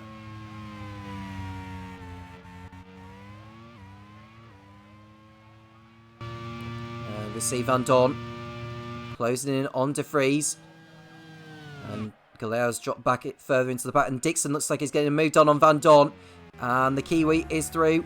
The reigning champion, Scott Dixon, gets through on his teammate, Stoffel Van Dorn. And has got up into 3rd place. Scott Dixon, the most successful Grand Prix World Series driver with 5 wins. He's got the most poles, which is 11. And he's got the most fastest laps as well. Trying to see how many fastest laps he's actually achieved. in his Grand Prix World Series career, and the total is 11 also. 10 poles, sorry, my apologies on Scott Dixon. He's got 10 poles, not 11. He's got 5 wins and 10 podium finishes, more than any other driver on the grid. That's how good he has been since he was drafted in Poe in Season 1, replacing Marcus Ericsson in Scott Woodward's team, as Galea looks to make a move on Danny Juncadella. Can't quite pull it off there, and I think he ran wide, and he's lost a bundle of places, has Galea. I'm not sure what's happened there, involving him. He's dropped down big time as Galea.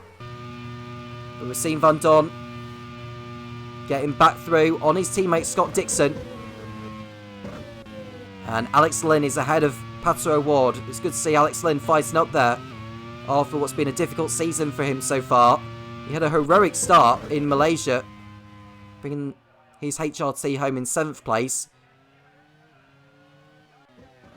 But he hasn't had a lot of fortune since then. He got taken out also by Danny Kafia, which explains why Kafia got the 2-race ban. 3 retirements, all at the same time. Yamamoto, Herta and Ogier. Naoki Yamamoto has got a 2-race ban and a disqualification from this race for causing the accident. It was a wild one as well, in case you missed it. And it's the last thing that Lewis Bastondale, the team manager of the AGS squad, would have wanted. And looking at the relegation battle, because the bottom 3 teams will go down to League 2 next season. And before this race started, as Dixon looks to try and get back through on Van Dorn, but he's now falling back into the clutches of Romain Grosjean. And I think Grosjean's going to get ahead of Dixon here into Tremonto, and Grosjean goes through and up into 4th position. We see Markelov going through an overtake as well. That is the Onyx of what looks like Sebastian Bourdais that he's got through. Sean Galeo, after he's off, has ended up at the back of the field, and I think he needed to pit for a new front wing. Sean Galeo's race taking a turn for the worse. His teammate Nicholas Latifi is outside the top 15 at the moment. BAR not having a good race again. But going back to what I was saying about the bottom 3 teams in League 1, 40, AGS and Midland. It doesn't look like Midland are going to be coming away with anything, although Felipe Nasser is up there in 15th position. He may be able to salvage something. AGS were very unlucky to come away with nothing. Plo got a disqualification in Istanbul, or at least dropped back down the order.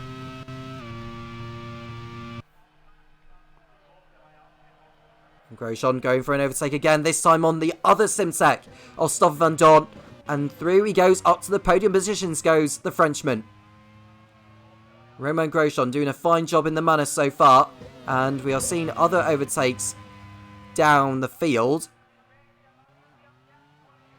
Kobayashi, I think, has dropped back. And there's Galeo, who's carrying a problem in the BAR. Fell to the back earlier on, and it looks like his race is going up in smoke now. He is the 4th retirement of the race. We're on lap 6. He pulls off without causing any more trouble with anyone else. Nicholas Latifi outside the top 15, as I've already mentioned. Galeo out of the race. BAR went into this race on 21 points. They're 8th at the moment, ahead of HRT.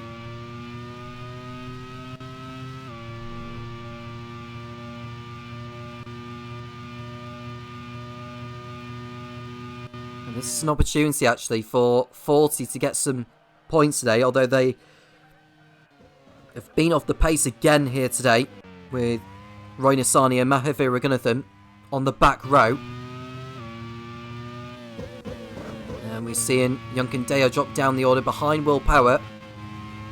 He hasn't been at his best today either. Sebastian Buemi is ahead of Robin Fines and into 8th position. He's making up ground. But it's Antonio Felix da Costa dominating up front. 3 seconds clear over his teammate Nick de Vries. Can Minardi get a 1-2 out of this? And close in on late now. So you see Roman Grosjean ducking for the pits, as is da Costa. So at the end of lap 7, we are seeing pit stops, as we saw in lead 2. And Nick de Vries is taking over at the head of the pack. Scott Dixon second and Stoffel Van Dorn in third place. Alex Lynn is right behind Van Dorn, believe it or not. Ronnie Sani also coming in the 40 in last place.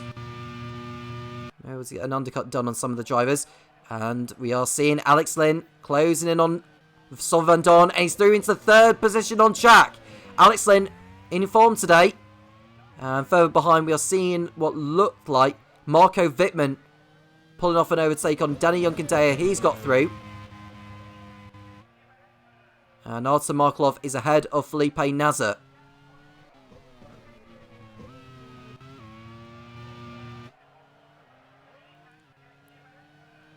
We should be seeing more pit stops at the end of this lap. De Vries' gap over Dixon is 2.4 seconds. And the fact that Lynn has been so quick in the opening stint could well explain that maybe he could be in for a pit stop, and he is. So he's in, as is Van Dorn, I believe, unless I'm mistaken. There was another driver that went for the pits. I couldn't quite tell who that was. It was O'Ward, my apologies. So he's in, and Will Power is in for Leighton House. I'd imagine there's probably more drivers behind who have ducks for the pit lane. Paul di Resta in the Super Aguri. De Vries continuing on. Scott Dixon second and Van Dorn in third place.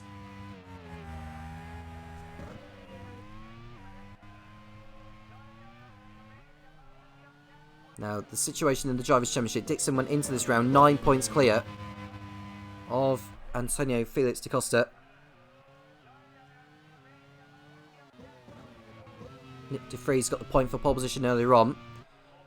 He goes level on points with Sebastian Buemi, but Buemi is still ahead on countback. But if de Vries was to take a victory today, probably, well, you never know. He could possibly lead the championship. I say possibly. And Roman Grosjean, who has yet to finish in the top 2 in any race so far this season, he could mathematically lead the championship. So any one of the top 6 in the Drivers' Championship could lead by the end of today's action.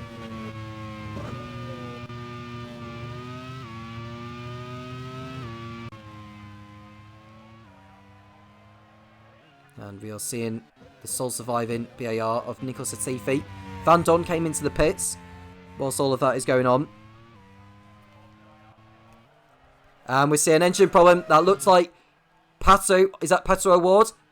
It's Danny Junkendaya in the arrows. Another engine problem for Topher Smith's team. I don't know if they'll want to be speaking to their engine manufacturers about this one, because this seems to be happening regularly for them. Now their engine partners within the Arrow squad is Chevrolet. And it doesn't look like they are having a good time of it at the moment. Danny Junkendaya, the next to go from this race. Pato O'Ward had pitted as well. Felipe Nasr staying out there at the moment in the Midland. He could salvage something.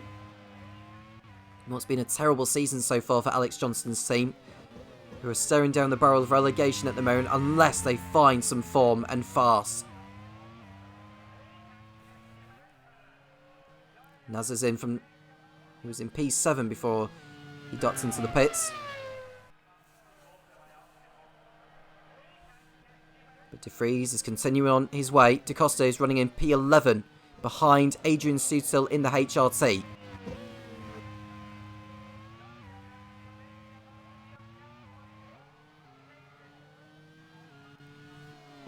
And if Minardi can get a good haul of points today, ideally a 1-2, that will close in on Leighton House in the team's championship, as Da Costa gets through on Adrian Sutil at Tremonto, and that is a position gained for the Portuguese.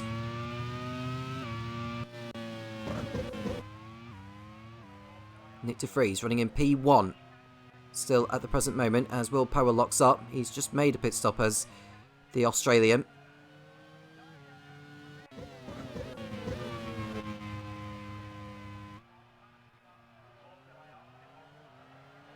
And Dixon pits in. He was in second place before he came into the pits. Robin Fries is also in. As is Marco Wittmann. Kobayashi going up into third place on track now. Sebastian Bourdais is in the Onyx. And we are seeing Grosjean...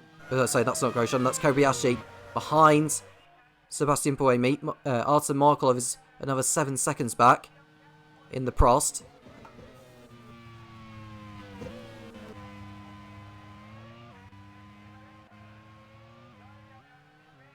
And Grosjean up behind the 40 of Mahafe Raghunathan.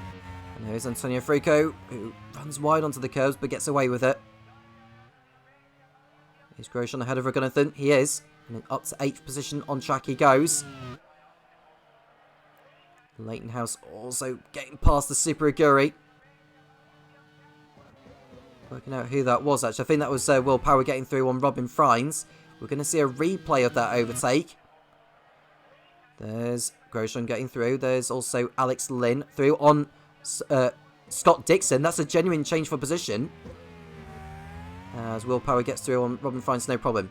So Alex Lynn is in front of both Simtex now on merit. And that's good news for his race. Could he possibly get a podium out of this, Alex Lynn? Race for HRT. He actually won in Magny Core last season in League 2. Buemi comes in from second position. Kobayashi also heads for the pits. What about Artem Markelov? Is he heading in? He is. Which allows what looks like Nicholas Latifi into second place. He almost lost that second position to Antonio Felix da Costa. They are coming out of the kinks. Da Costa won't want to go for it just yet here. He's trying to, but it's not a good place to really get the overtake done. He go back into the slipstream again. I think da Costa will go in front of Latifi this time. And he does so no problem. Da Costa through into second place. His teammate is presumably on the one-stop strategy. Da Costa will be on the 2.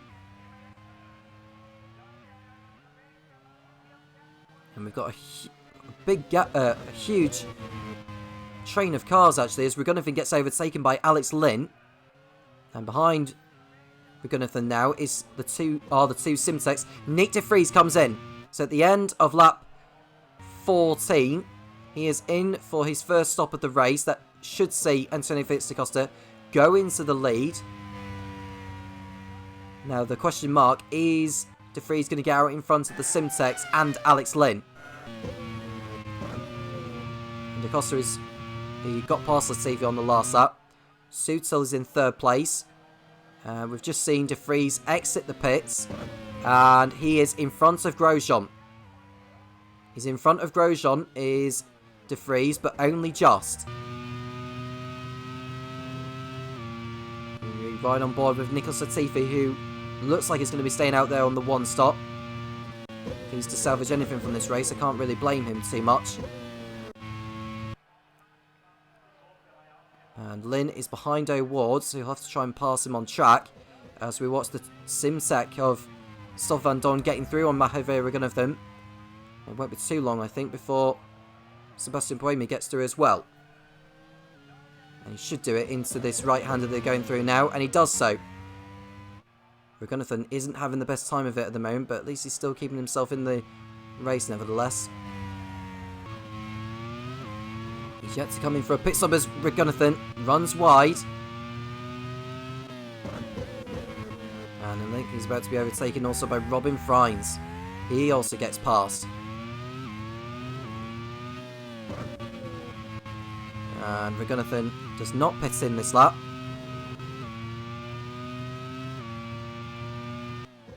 It looks like Will Power is going to get a move done on Raghunathan into turn 1 and does so. Kobayashi will follow suit in a moment.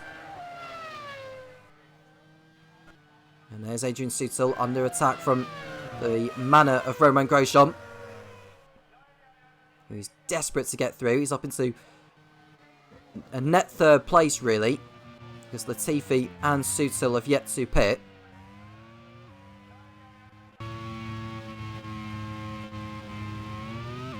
De Vries won't be too long before he gets onto the rear of Nicholas Latifi.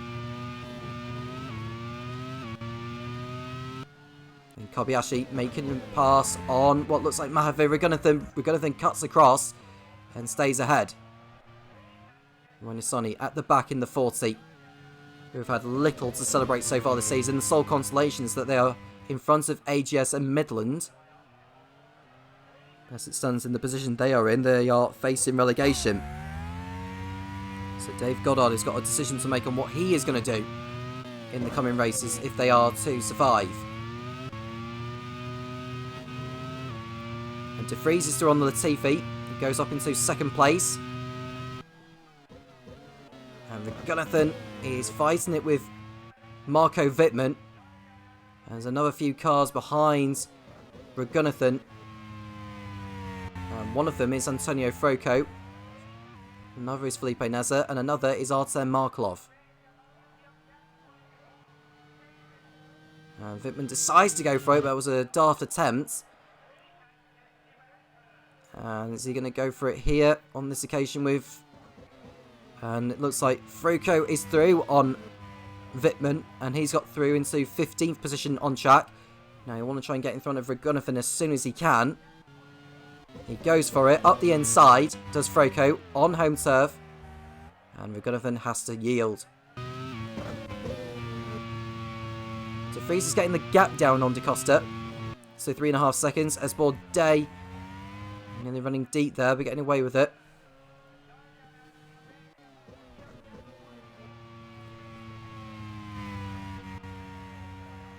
I think we should see an overtake from Wittmann on Raghunathan in a moment, as they come around to complete another lap. And Wittmann goes for it into turn 1. Does he get the move done on Raghunathan? He does. Wittmann gets through into 15th position. And Felipe Nasr was unable to take advantage of the open door. And he'll look to try and make a move of his own on the Indian. And here's De Vries closing in on his teammate.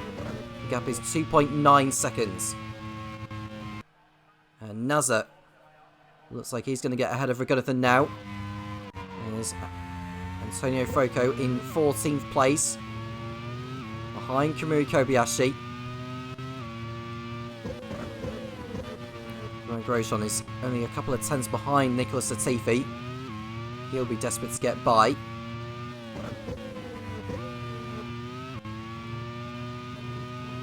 And it looks like is he in front of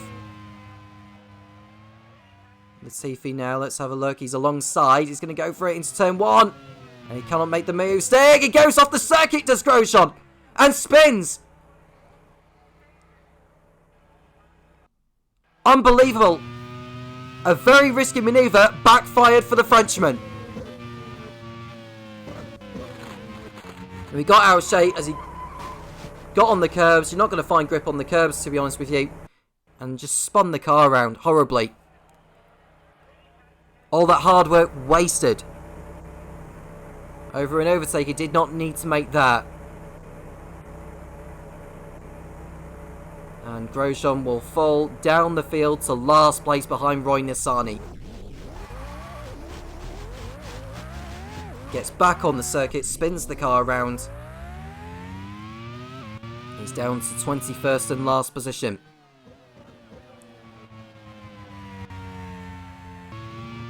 Da Costa, who's now only 2 seconds in front of De Vries.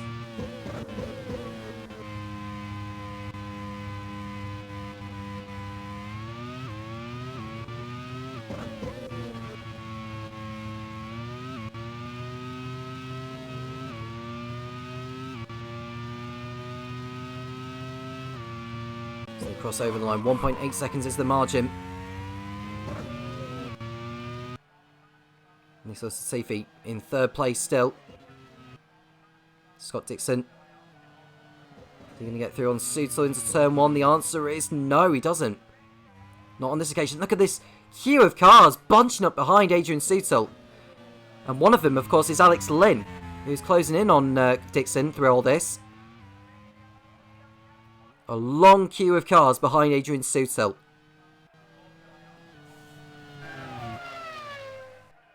Down the back straight they come. I think Dixon's going to get through on Sutil this time.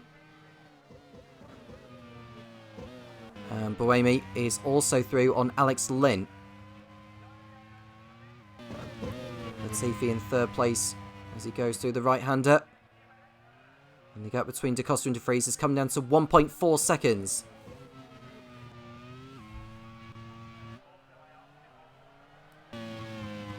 What will Giacomo Pagliaro, the team manager of Minardi, be thinking at this point?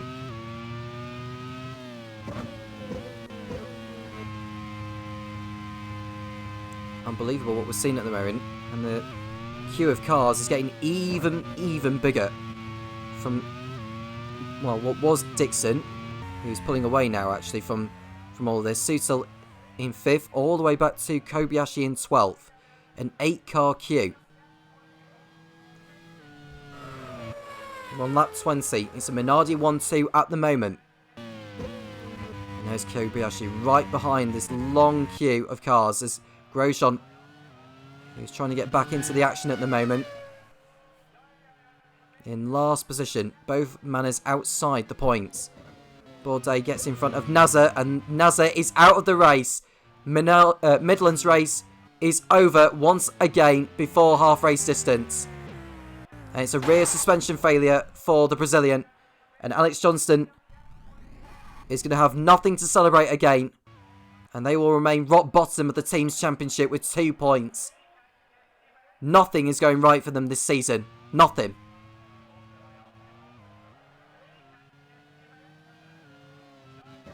And back to the action involving this long queue of cars. And it looks like Buemi's now in front of Sutil, so he should pull away. It's a matter of time before Alex Lynn gets through, and Lynn is losing horribly through all this. And there are your top 2 who are running away with it. Dixon in front of Latifi, who's just ducked into the pits. So he's on the 1 stop. He'll probably fall to the back. Adrian Sutil also ducking into the pits. He no longer wants to be overtaken by the long queue of cars.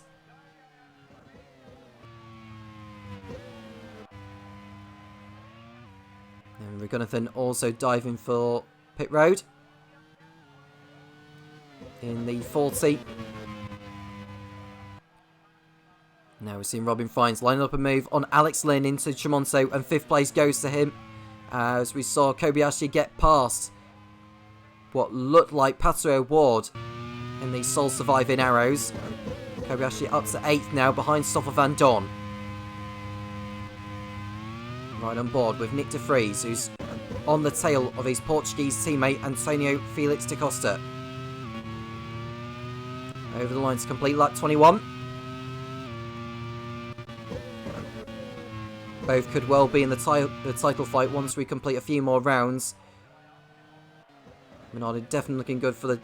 Well, I say looking good for the team's championship. Leighton we're quite a distance clear of Minardi, but with the way things are going, Minardi looking very good to get back right in the team's fight, as well as the drivers' championship fight. But I think we're going to see De Vries take over the lead here. He's right into the slipstream of his teammate on the back straight. And on the inside, into Tremonto. Nick de Vries takes the lead of the Misano Grand Prix in League 1. And I don't think Da Costa's going to have too much to respond to that. It won't be too long before we see him back in the pit lane, Will Da Costa. So all he can do is just stay in touch with his Dutch teammate Nick de Vries as Van Dorn gets through on Alex Lynn and up to 6th place. Lynn is beginning to struggle at the moment in the HRT. Continuing to drop back down the order.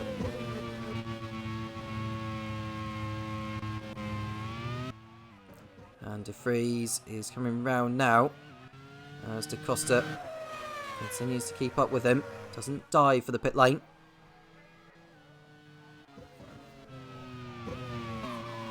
Misano is running in 16th place.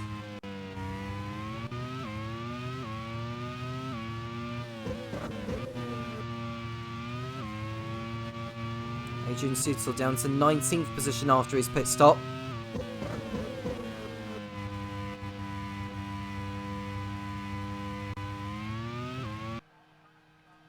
There are the Minardi Giro. De Vries ahead of Da Costa. Dixon third. Buemi fourth. Freins, Van Don, Lynn, Kobayashi, O'Ward and Power. Now looking at where they were on the grid in comparison to now. De Vries is in the same position as before, as is Da Costa. Van Don is down 3. Grosjean is at the back. He is down... I think he's down something like 14 or something like that, or 13 rather. O'Ward is down 4. Dixon is up 3. Lynn is in the same position as where he was on the grid. Freins is up 3. Junkendaya is out of the race, and Buemi is up 6 from his grid position. Kobayashi is up 3 places from his starting point as well. Will Power is up 2. As we see a pit stop happening, I think it's over at Super Aguri. Robin Freins is headed for the pit lane. He'll fall to the back of the pack. Will Power also coming in for his, what looks like his second stop.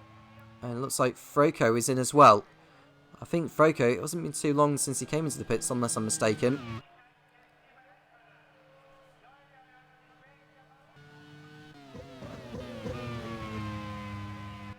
As we see Nick De Vries continuing on in the lead. I don't think it'll be too long before Da Costa heads for the pit lane.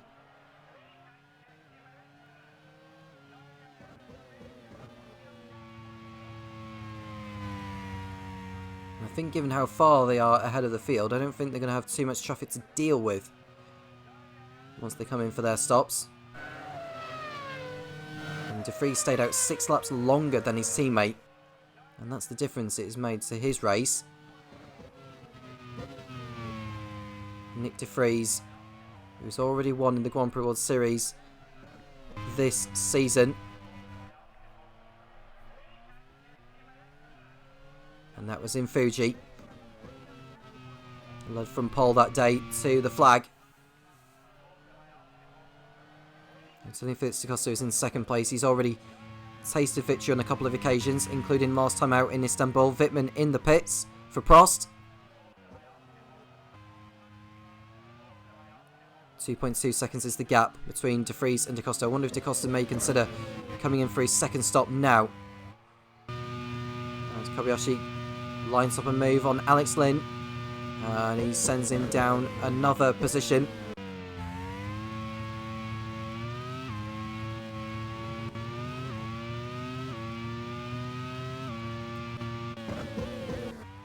De Vries continuing on. O'Ward in 8th behind Lynn. Destined to get an overtake done on him very, very soon. And Da Costa is in for his second stop at the end of lap 25. De Vries continuing on in the race lead. Where will Da Costa filter back out? This is important because he'll probably want to get out in front of Markelov. And that's going to be very hard for him to do.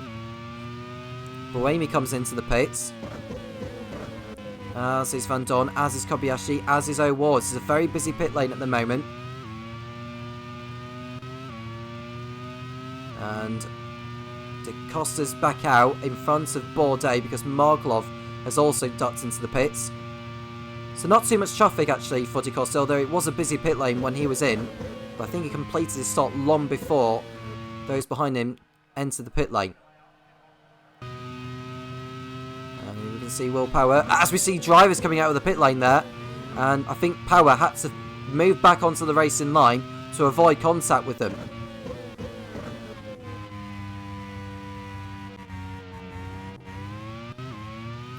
And Da Costa is rejoining some clean air.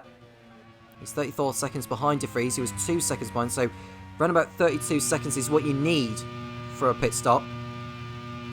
And De Vries is pitting in, responds to his teammate. Can Da Costa make the most of his outlap and complete an important undercut on De Vries and take the lead again? Dixon pitting in from P2. I think Alex Lynn is also coming in. So it will be a Minardi in the lead. It's a question of who will come in. And I think De Vries has come back out in front of Da Costa. He is in front. De Vries is still in front of Da Costa. Dixon rejoins in 3rd place. Buemi goes up to 4th now. As we watch Willpower run wide and avoiding damage to the Leighton House. It's been a low-key race so far for Willpower, but at least he hasn't been involved in anyone else's incidents. 5 seconds is the margin between De Vries and Da Costa. I think Da Costa lost time in the pits because of all the traffic that came in, so that worked out horribly for Da Costa. So he's got, he has to really dig deep now if he wants to win this race.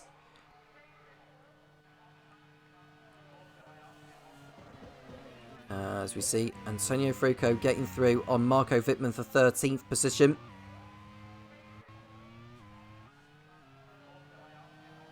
I mean, anything can happen from here on in. 6 drivers out of the race so far as we watch Willpower make an easy overtake on Pato O'Ward. And I think O'Ward has got an issue here. He did not come off the corner of Keasia very, very quickly there. We're going to see a replay of what actually has happened to O'Ward. It's not like he ran wide or anything like that. He genuinely does carry an issue. And Topher Smith's season in the Arrows, in his debut season in the Arrow squad, he was previously the team manager of Super Aguri, as we see an overtake there from Kamui Kobayashi on Adrian Sutil. I think O'Ward will be in the pits at the end of this lap. And he'll fall to the back of the field. What a shame for him.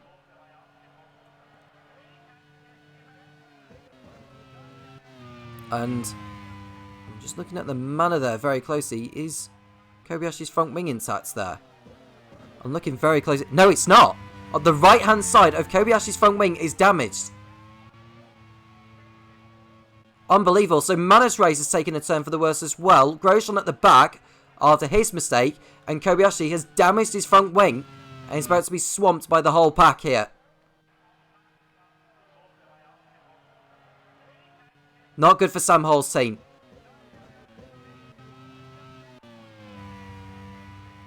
And De Vries is out! De Vries in the Minardi is out of the race! Engine fire for the Dutchman!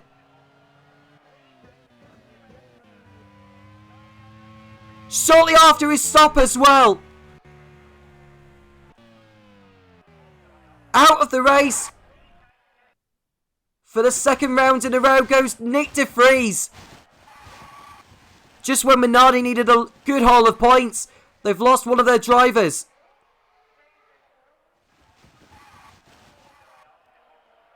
Unbelievable out there for team manager Giacomo Pagliaro. At least Antonio Felix da Costa is in the race lead. But can he get to the end? So he goes. So Dixon goes up to second place now in the Simtech. Sebastian Buemi's third. Stoffel Van Dorn is fourth. And it's Nicholas Latifi who's on the one stop is in fifth. Alex Lynn trying to get through on Robin Freins for sixth position but can't make it stick. Willpower is eighth in the Leighton House. And it's Adrian Sutil ninth. And Antonio Fruco on his Grand Prix World Series return in 10th position. Kobayashi pitting in for a new front wing. His race is more or less done, to be honest with you, unless we're seeing a colossal of retirements from here on in between now and the checkered flag. Lynn through on Freins for 6th position, nearly making contact with Nicholas Latifi. Runs in a bit too deep, but he's got the move done on Freins. And that could have ended in disaster there for Lynn, but he got the move done nevertheless. Here's Dixon in second place. He'll be happy with this, will Dixon? And looking at the championship standings, if it was to remain as it is, with Da Costa getting potentially the point for fast lap and for the race win, the 25 for the race win, 1 point for the fastest lap, and Dixon finishing second, the gap will come down to, I believe, 1 point.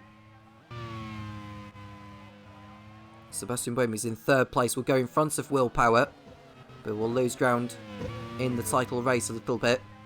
But he's in there, unlike Nick de Vries, who's out of the race for the second race in a row, and it doesn't look like Roman Grosjean is going to get anything out of this either.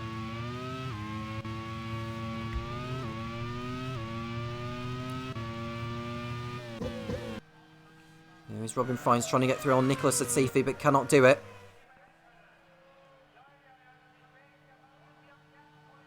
And behind Fines is Willpower in the Leighton House.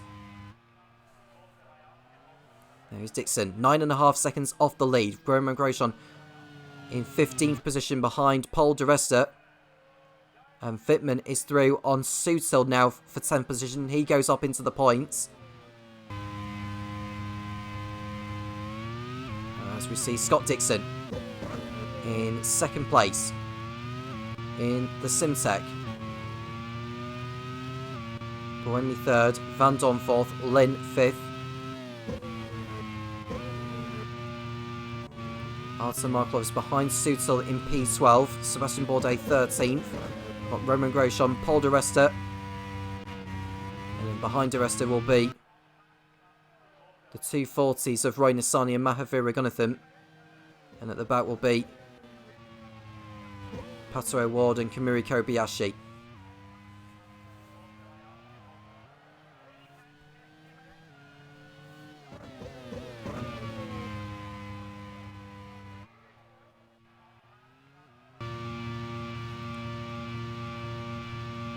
Roman Fines looking to make a move on Latifi into Tremonto, and he gets the move completed into the left-hander. And Fines is through into 6th place in the Super Aguri. Latifi down to 7th in the BAR. And it looks like Markov has got the move completed on Adrian Sutil as well. Wittmann and Markov are coming alive a little bit more.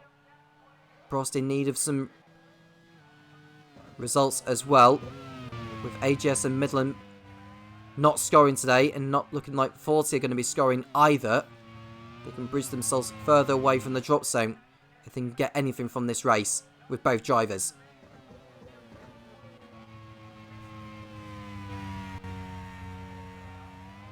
Here's the HRT.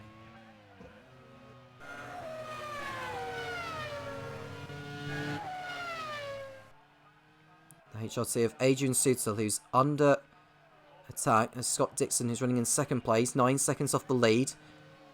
He'll just be hoping something happens to Da Costa up ahead.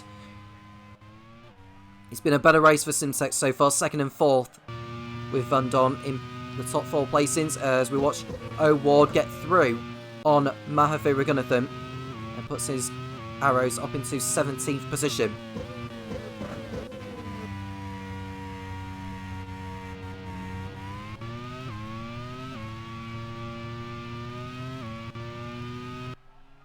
Buemi in P3 in the Leighton House as Sebastian Bourdais closes in on Sutil.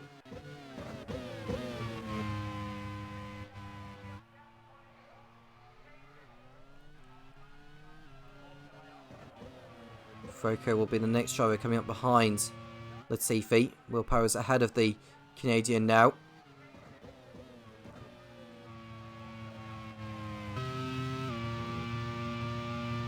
And there's Da Costa.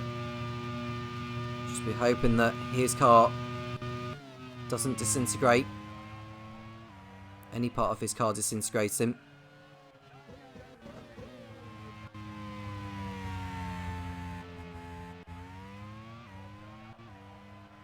Fines in 6th place for Super Aguri. His teammate Paul di Resta is in 15th. Behind Roman Grosjean. There's Da Costa, who's continuing up ahead in the race lead. Twice a race winner this season in Yongam and Istanbul last time out. Can he make it 3 wins for the season? 4 for his career. He won last season in Hockenheim for Super Aguri.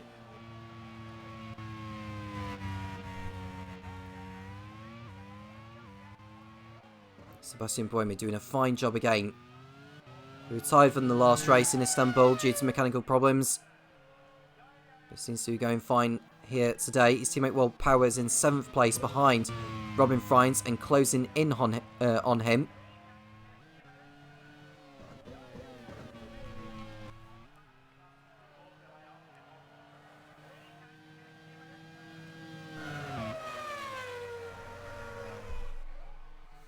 We're on lap 34. DeCosta leads. Dixon second. It's Buemi, Van Don, Lynn, Friends, Power, Latifi, Froco and Wittmann. We lost. Oh, just seen almost an overtake there from Mo Ward, and nearly did the same thing as what Romain Grosjean did earlier, but did well to keep it off the curb. We lost Nick de Vries not too long ago. We also had a massive crash involving the two AGS cars of Colton Herter and Sebastian Ogier, but the driver that did cause it, that also retired on the spot, the Midland of Naoki Yamamoto, he's received a 2-race ban and disqualification from this race. So not only will be out of Dijon Bourgogne, but also out of Brands Hatch as well. And we'll probably expect to see Rio Haryanto standing in for him for the next race, or the next couple of races.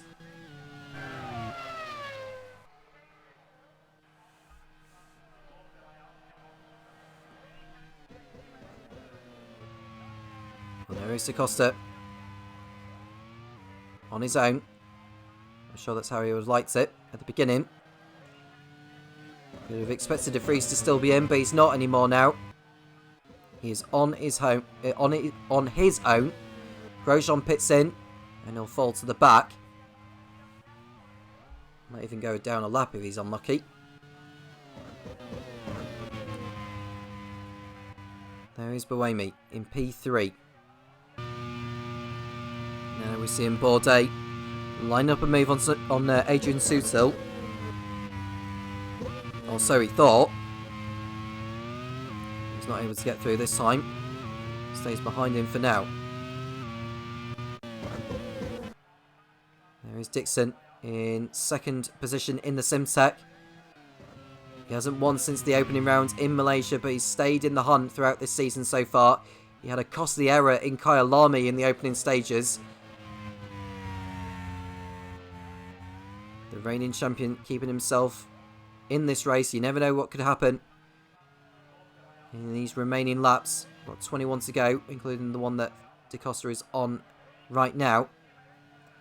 Buemi in 3rd, Van Don 4th, and it's Lynn, who's less than a couple of seconds behind the Belgian. Robin Friends in 6th place for Super Aguri, doing a reasonable job so far in this race.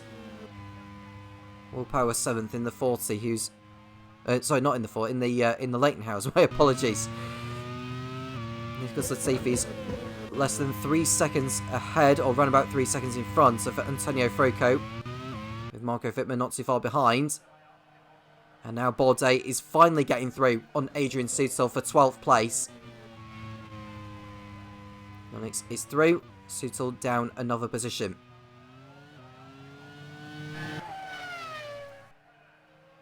There is Dixon. Going through turn 1.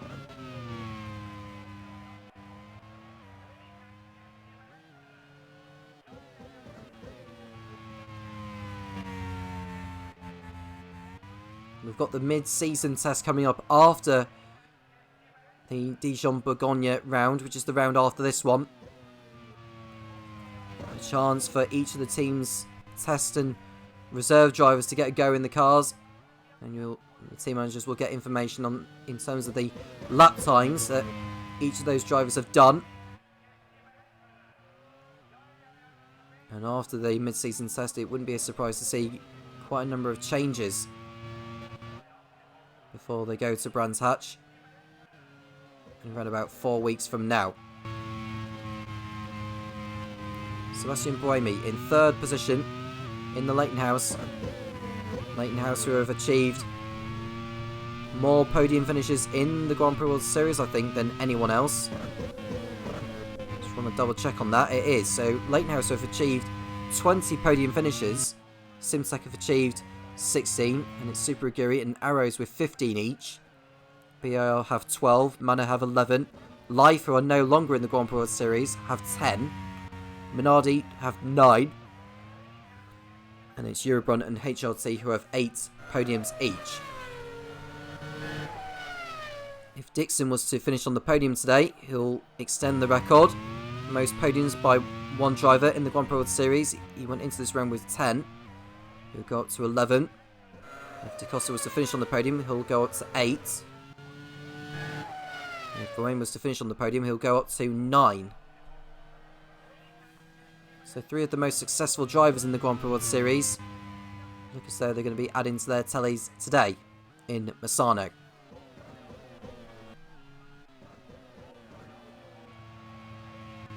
And it looks like Wittmann is through on Froko now for 9th position. We didn't see the overtake, but he's through on him. As we see Buemi going through the chicane there.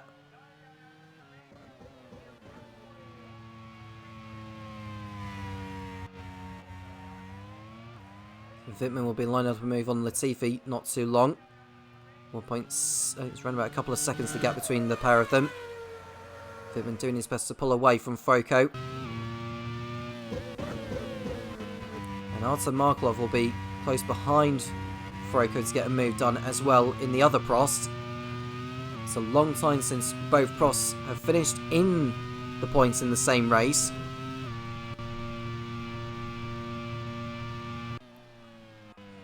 Now, the last time that happened for Prost, seeing both cars finish in the points, you have to go all the way back to season 1. You have to go all the way back to Fuji, where Jaime Alguersuari and Pedro De La Rosa came home in 1st and 4th places. It could have been a 1-2 that day as well, and it wasn't to be, but both cars bringing a good haul of points for the Prost team. Why couldn't they wish to have that kind of feat today?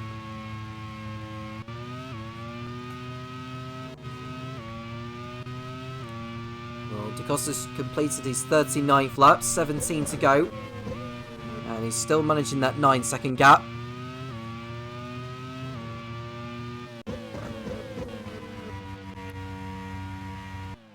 As we see Wittmann lock up there. He's in front of Froko and Markelov. He's not exactly pulling away from Froko at the moment, is Wittmann, so he may be under attack in the next lap or so. He's in 9th place, Froko 10th, Markelov 11th. Latifi up ahead in the BAR. And there's Dixon continuing on in the Simtech. Now, if it's to remain as it is, as far as the Teams Championship is concerned, Leightonhouse won't be overtaken. Minardi will stay in 2nd place, ahead of Simtech. Simtech will pull further away from Mana. And it looks like Super Aguri, who are definitely on course for points, will stay in front of Arrows as well. It looks like it's going to be between 3 teams that are going to win the Teams Championship this season. Could it be Leightonhouse, who won the League 2 title last season, the League 2 Teams Championship, as well as the drivers? Minardi, who have only just survived last season, and Simtech, who have yet to win the Teams Championship. They won the drivers with Scott Dixon, but they lost the Teams Championship to Super Aguri. Simtech will move on to triple figures as it stands. At the moment they are picking up 30 championship points. Minardi picking up 27. So Simtech will close in a little bit. Leightonhouse look as though they're going to get 3rd and 7th. 21 points coming in their way. They'll go on to 164. Minardi will go on to 141. As we see the two Manas go into turn 1 together. And Grosjean avoiding the curve there and avoiding being in the gravel trap again. Simtech as it stands will go on to 115 points. And Manor are not going to be scoring at the moment, but they should still do enough to stay in front of Super Aguri in the fight for 4th position. And the bottom 3 teams at the moment is still as they are. Neither of them are going to be scoring points by the looks of it. 40 with both cars at the back, AGS with both cars out of the race, and Midland with both cars out of the race are not going to be scoring. 40 will remain on 6, AGS will remain on 5, and Midland will remain on 2. And Prost, who have got Fitman in the points, will go on to 14 points. If Markov can get into the points, that will push it on to 15. And Fitman is right behind Latifi now in the battle for 8th position. Here it is. He's up the inside of Latifi, and Markov gets a move done on Froko at the same time. Both Prost drivers moving up positions. And Fitman, who's on course for 4 championship points now, Markov on course for the 1. And Prost will, at the moment, move on to 17 points, which would close them in on HRT, but Lynn is up there in 5th place, which will move them further away. As it stands, HRT will move in front of BAR. BAR will be down to 9th position. If Markov can get in front of Latifi, then just thinking, working out what the points will be. Markov will gain a point, BAR will lose one if Markov gets through. So at the moment, BAR will be on 23 points. Prost are on 17. We'll look to see if Markov can get the move done on Latifi in a moment.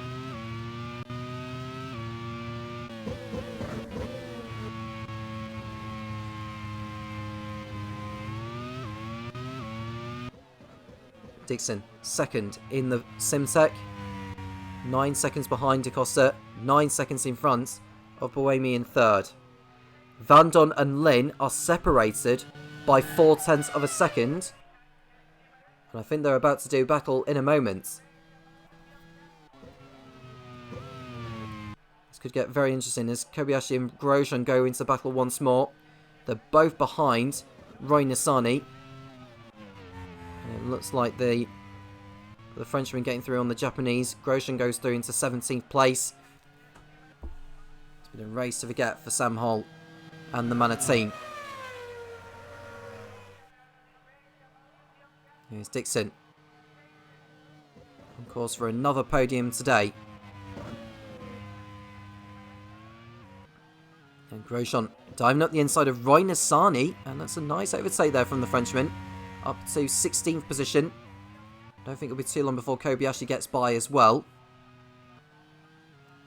Well, DaCosta is focusing on the driving as he's coming up to lap Mahathir Raghunathan, and Nissany loses another place to Kobayashi. It was expected really anyway. But Dave Goddard's got some work to do if he is to avoid the drop into lead 2. O'Ward makes a move on Paul di Resta, and he's through into 14th place as DaCosta looks to get the car slowed down into turn 3, and does so, thankfully.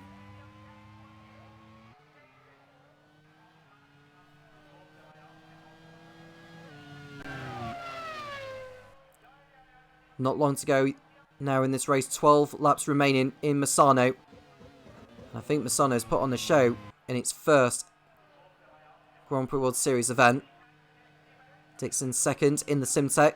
And we've got Sebastian Buemi 3rd. Lynn is now in front of Stoffel Van Dorn in 4th position. We haven't seen the overtake, but the Brit is now in front in the HRT. On course for 12 championship points. And with that, I think they may, in fact, go in front of Onyx, who have got both cars outside the points. So, not only HRT moving in front of BAR, but also Onyx. Mahathir Raghunathan locking up. He's about to be lapped by DaCosta.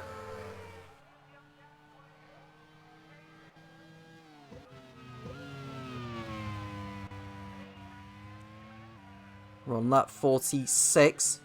DaCosta. And Buemi's out. The Leighton-House is out of the race. What's happened to Sebastian Buemi?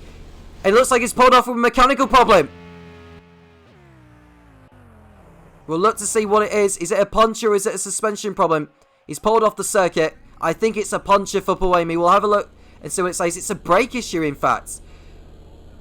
A brake issue on the Leighton-House. So Buemi's third place is no longer his. Or for Leighton-House. And up to the podium positions goes Alex Lynn. Hasn't scored since Malaysia at the opening race. And he's on course for a podium for HRT. Van Dorn goes up to 4th position. Freins 5th. Power 6th. Wittmann 7th. Latifi 8th. Markelov, who's just behind Latifi, is in 9th. And in 10th position is Antonio Froco for Onyx.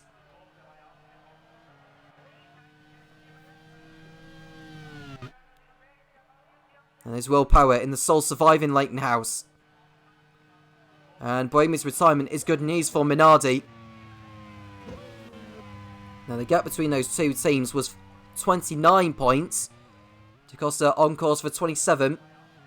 Power, as it stands, on course for only 8. The gap will come down. What was a 29-point gap will be down to just 10 points. Unless anything more happens between now and the checker flag. And there's Ragunathan holding up DaCosta. And this is not doing Ragunathan any favours, really. And DaCosta had to fight his way through that. And giving Ragunathan a little bit of a fistful for holding him up more than he should have been.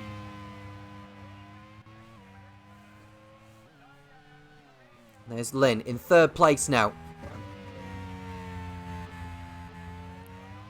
It's good to see Wittmann up there in 7th place. And Markelov is now in front of Latifi. It just keeps getting better and better for Prost at the moment. They're now on course for 10 championship points, which will move them on to 22. And Latifi in 9th position now. He'll keep BAR ahead of them, but if they fall back another position, because Antonio Froco is right behind, then I think BAR will still be in front because of their 4th place finish in the opening round in Sepang. But it's very close, obviously. But Prost will pull away, most importantly, from the likes of Forti, AGS and Midland. And there's an engine problem. I think that'll be one of the Fortis, and it's Ryan Asani this time. So his engine has gone up in smoke in the closing stages of this race. Now, he will not want to be holding DaCosta up. This is the last thing that DaCosta would have wanted, but he's pulling off the track in a moment now anyway. DaCosta goes through. His teammate Mahavir Ragunathan will go through. Nissani retires yet again in the 40.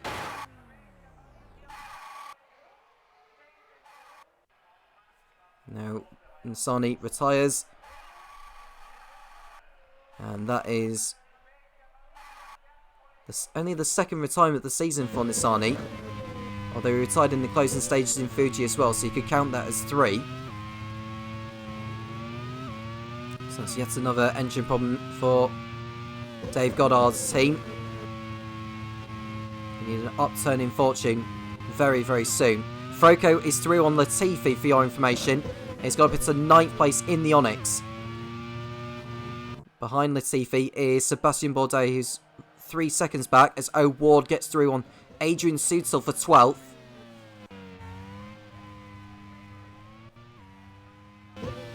There's Lynn in 3rd place in front of Stoffel van Don. The gap is 1 second between the pair. Lynn is 15 seconds behind Dixon, but he won't be fussed about Dixon at the moment. His focus is keeping Stoffel van Don behind him.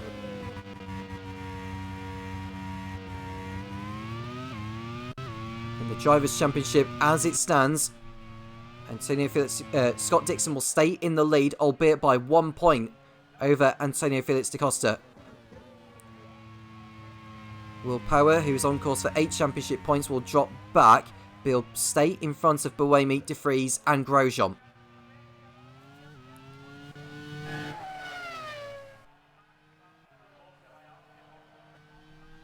And Van Dorn, who has had a much better day today. 3 races without a point. But 4th place finish will propel him up the order. 13th to 9th as it stands. Or 10th rather, because Freins is up there in 5th place. And I think he'll still be ahead of him by a single point. But nevertheless, it's a good day for Van Dorn. And a decent day for team manager Scott Woodwis and Simtek. Alex Lynn in P3. There's Kobayashi in 16th place behind Romain Grosjean. It's just been a day to forget for him. And they just want the race to be over as soon as possible now.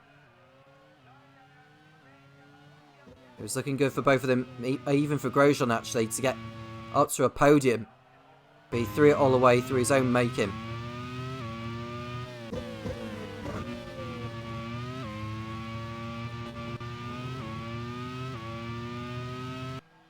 And there's Grosjean trying to get through on Paul de Resta.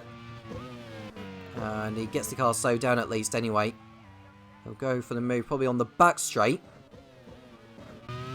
No fight for points, of course. There's Da Costa crossing over the line to complete lap 50. 6 to go.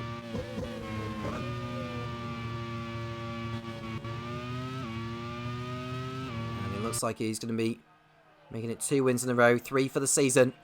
And there's Grosjean getting past Paul de Resta up to 14th place. There's no way he's going to get back into the points from here. There's Grosjean. And there is Da Costa. And Dixon will be coming up behind the Gunnathan in a moment.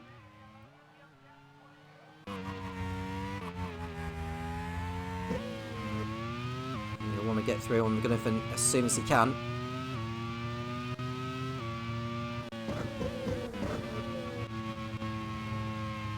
So coming out of Kayasea. Up behind the 40 and Litton as Regunathan locks up. He'll just want to get to the end of the race as well and sit down with Dave Goddard about where the car is lacking.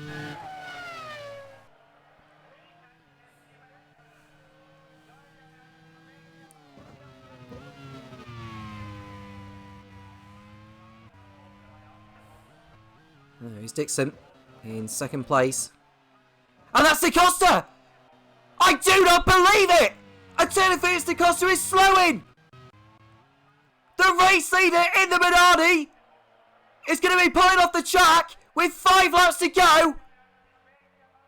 And Scott Dixon takes over the lead in the Simtek.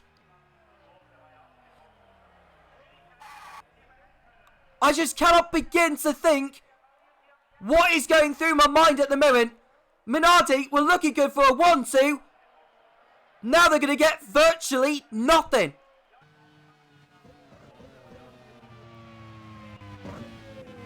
Antonio Felix Da Costa out of the race. And Dixon goes through into the lead. And up into 2nd place is Alex Lynn in the HRT. Would you believe it? And Van Dorn is up to 3rd in the Simtek. It's going to be a double podium for Simtek as it stands. But what must Minardi team manager Giacomo Pagliaro be thinking right now? It was all there.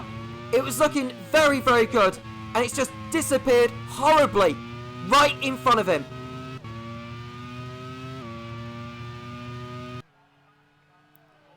So Dixon into the lead. Lynn 2nd. Van Dorn 3rd. Freins 4th, Will Power is 5th, Marco Wittmann in the Prost is 6th, Artem Markelov in the 2nd Prost is 7th, Antonio Franco in his first race for Onyx is 8th, Nicholas Latifi 9th in the BAR, and Sebastian Bourdais goes up into the points in 10th place.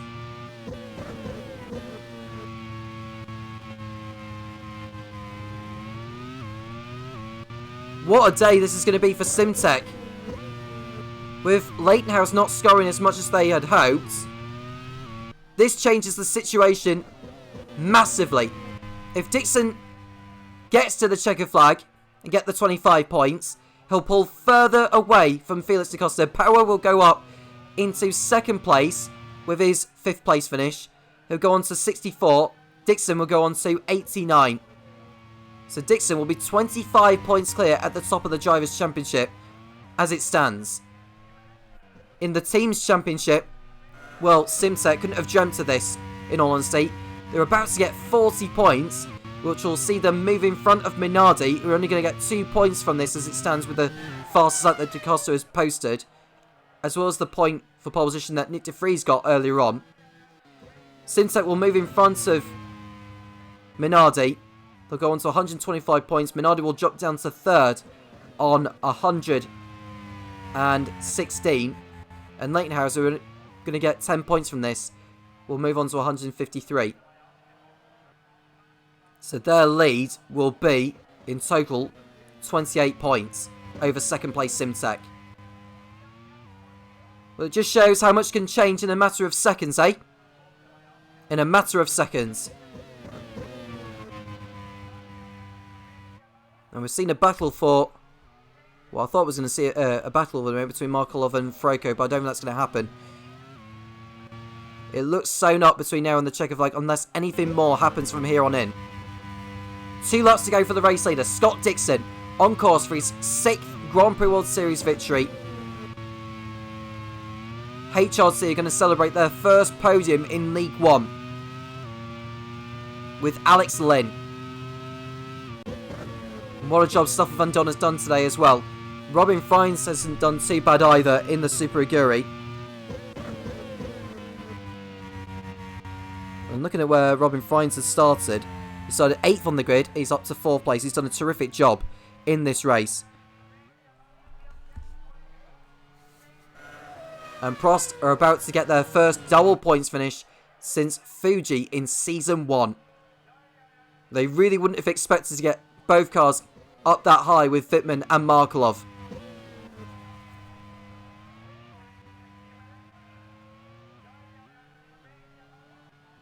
But Dixon is round about 5 kilometres away now from the checker flag. And Simtek will be celebrating a double podium. A double podium. I don't even think they achieved that in Season 2. I'm just going to quickly have a look to see if they actually have done that. No, they haven't. They never achieved a double podium last season.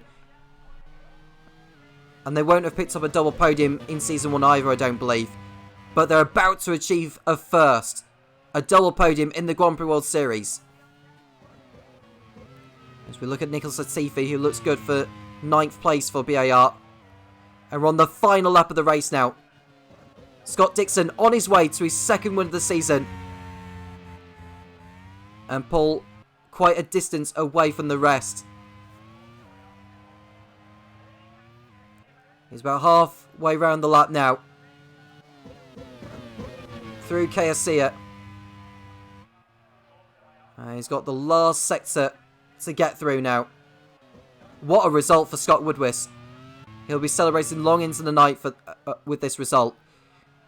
And what a result for John Munro for HRT with Alex Lynn in 2nd place. Dixon round in the last few corners now. He's got one more corner to get through. Scott Dixon in the Simtek is going to return to the top step. He wins the League One Misano Grand Prix. Simtek are back on top. They got lucky. But it's the kind of luck you need if you're going to win this championship. Alex Lynn. Punch in the air in delight. 2nd place for him and for HRT. Stoffel Van Don 3rd in the 2nd Simtek. It's a double podium for them. It's their first in the Grand Prix World Series as well. Robin Fines 4th for Super Aguri. Michael Gillespie will be happy with that. Will Power picking up some good points nevertheless for Leightonhouse. But what a result for Prost. Marco Wittmann and Artem Markelov in 6th and 7th places. That's going to be very handy. That could be crucial at the end of the season to avoid relegation. Antonio Frico in his first race for Onyx in 8th. Nicholas Latifi 9th. And Pato Award snatching the last point from Sebastian Bourdais for Arrow, so at least they get something from this race. Sebastian Bourdais 11th, Roman Grosjean 12th, Adrian Sutil, Paul Di Resta, Kamui Kobayashi in 15th place. But there is Scott Dixon, your race winner in Misano. Congratulations to him. Alex Lynn 2nd, ahead of Stoffel Van Dorn, Robin Frijns in 4th, Will Power 5th, 2 Prost in the top 7 with Marco Wittmann and Artem Markelov, Antonio Franco 8th for Onyx, Nicholas Latifi and Pato Ward running out the point scorers. In 11th place is Sebastian Bourdais, just missing out on the points. In 12th, Roman Grosjean, Adrian Sutil 30, Paul Di Resta, Kamui Kobayashi, Matt Verstappen from the rest of the finishers. Antonio Felix da Costa is classified, so at least he gets something with the pole position, with the fast lap point. Roy Nissany, Sebastian Buemi, Nick De Vries, and looking at the other retirees, Felipe Nasser, Danny Onkandaya, Sean Galeo, Colton Hurton, Sebastian Ogier, Naoki Yamamoto, who caused that incident, will be serving a 2-race ban and is disqualified from the race. The pole position point went to Nick De Vries, and Antonio Felix da Costa got the point for the fastest lap. But they had hoped for much, much more than that. Minardi's loss is Simtek's gain.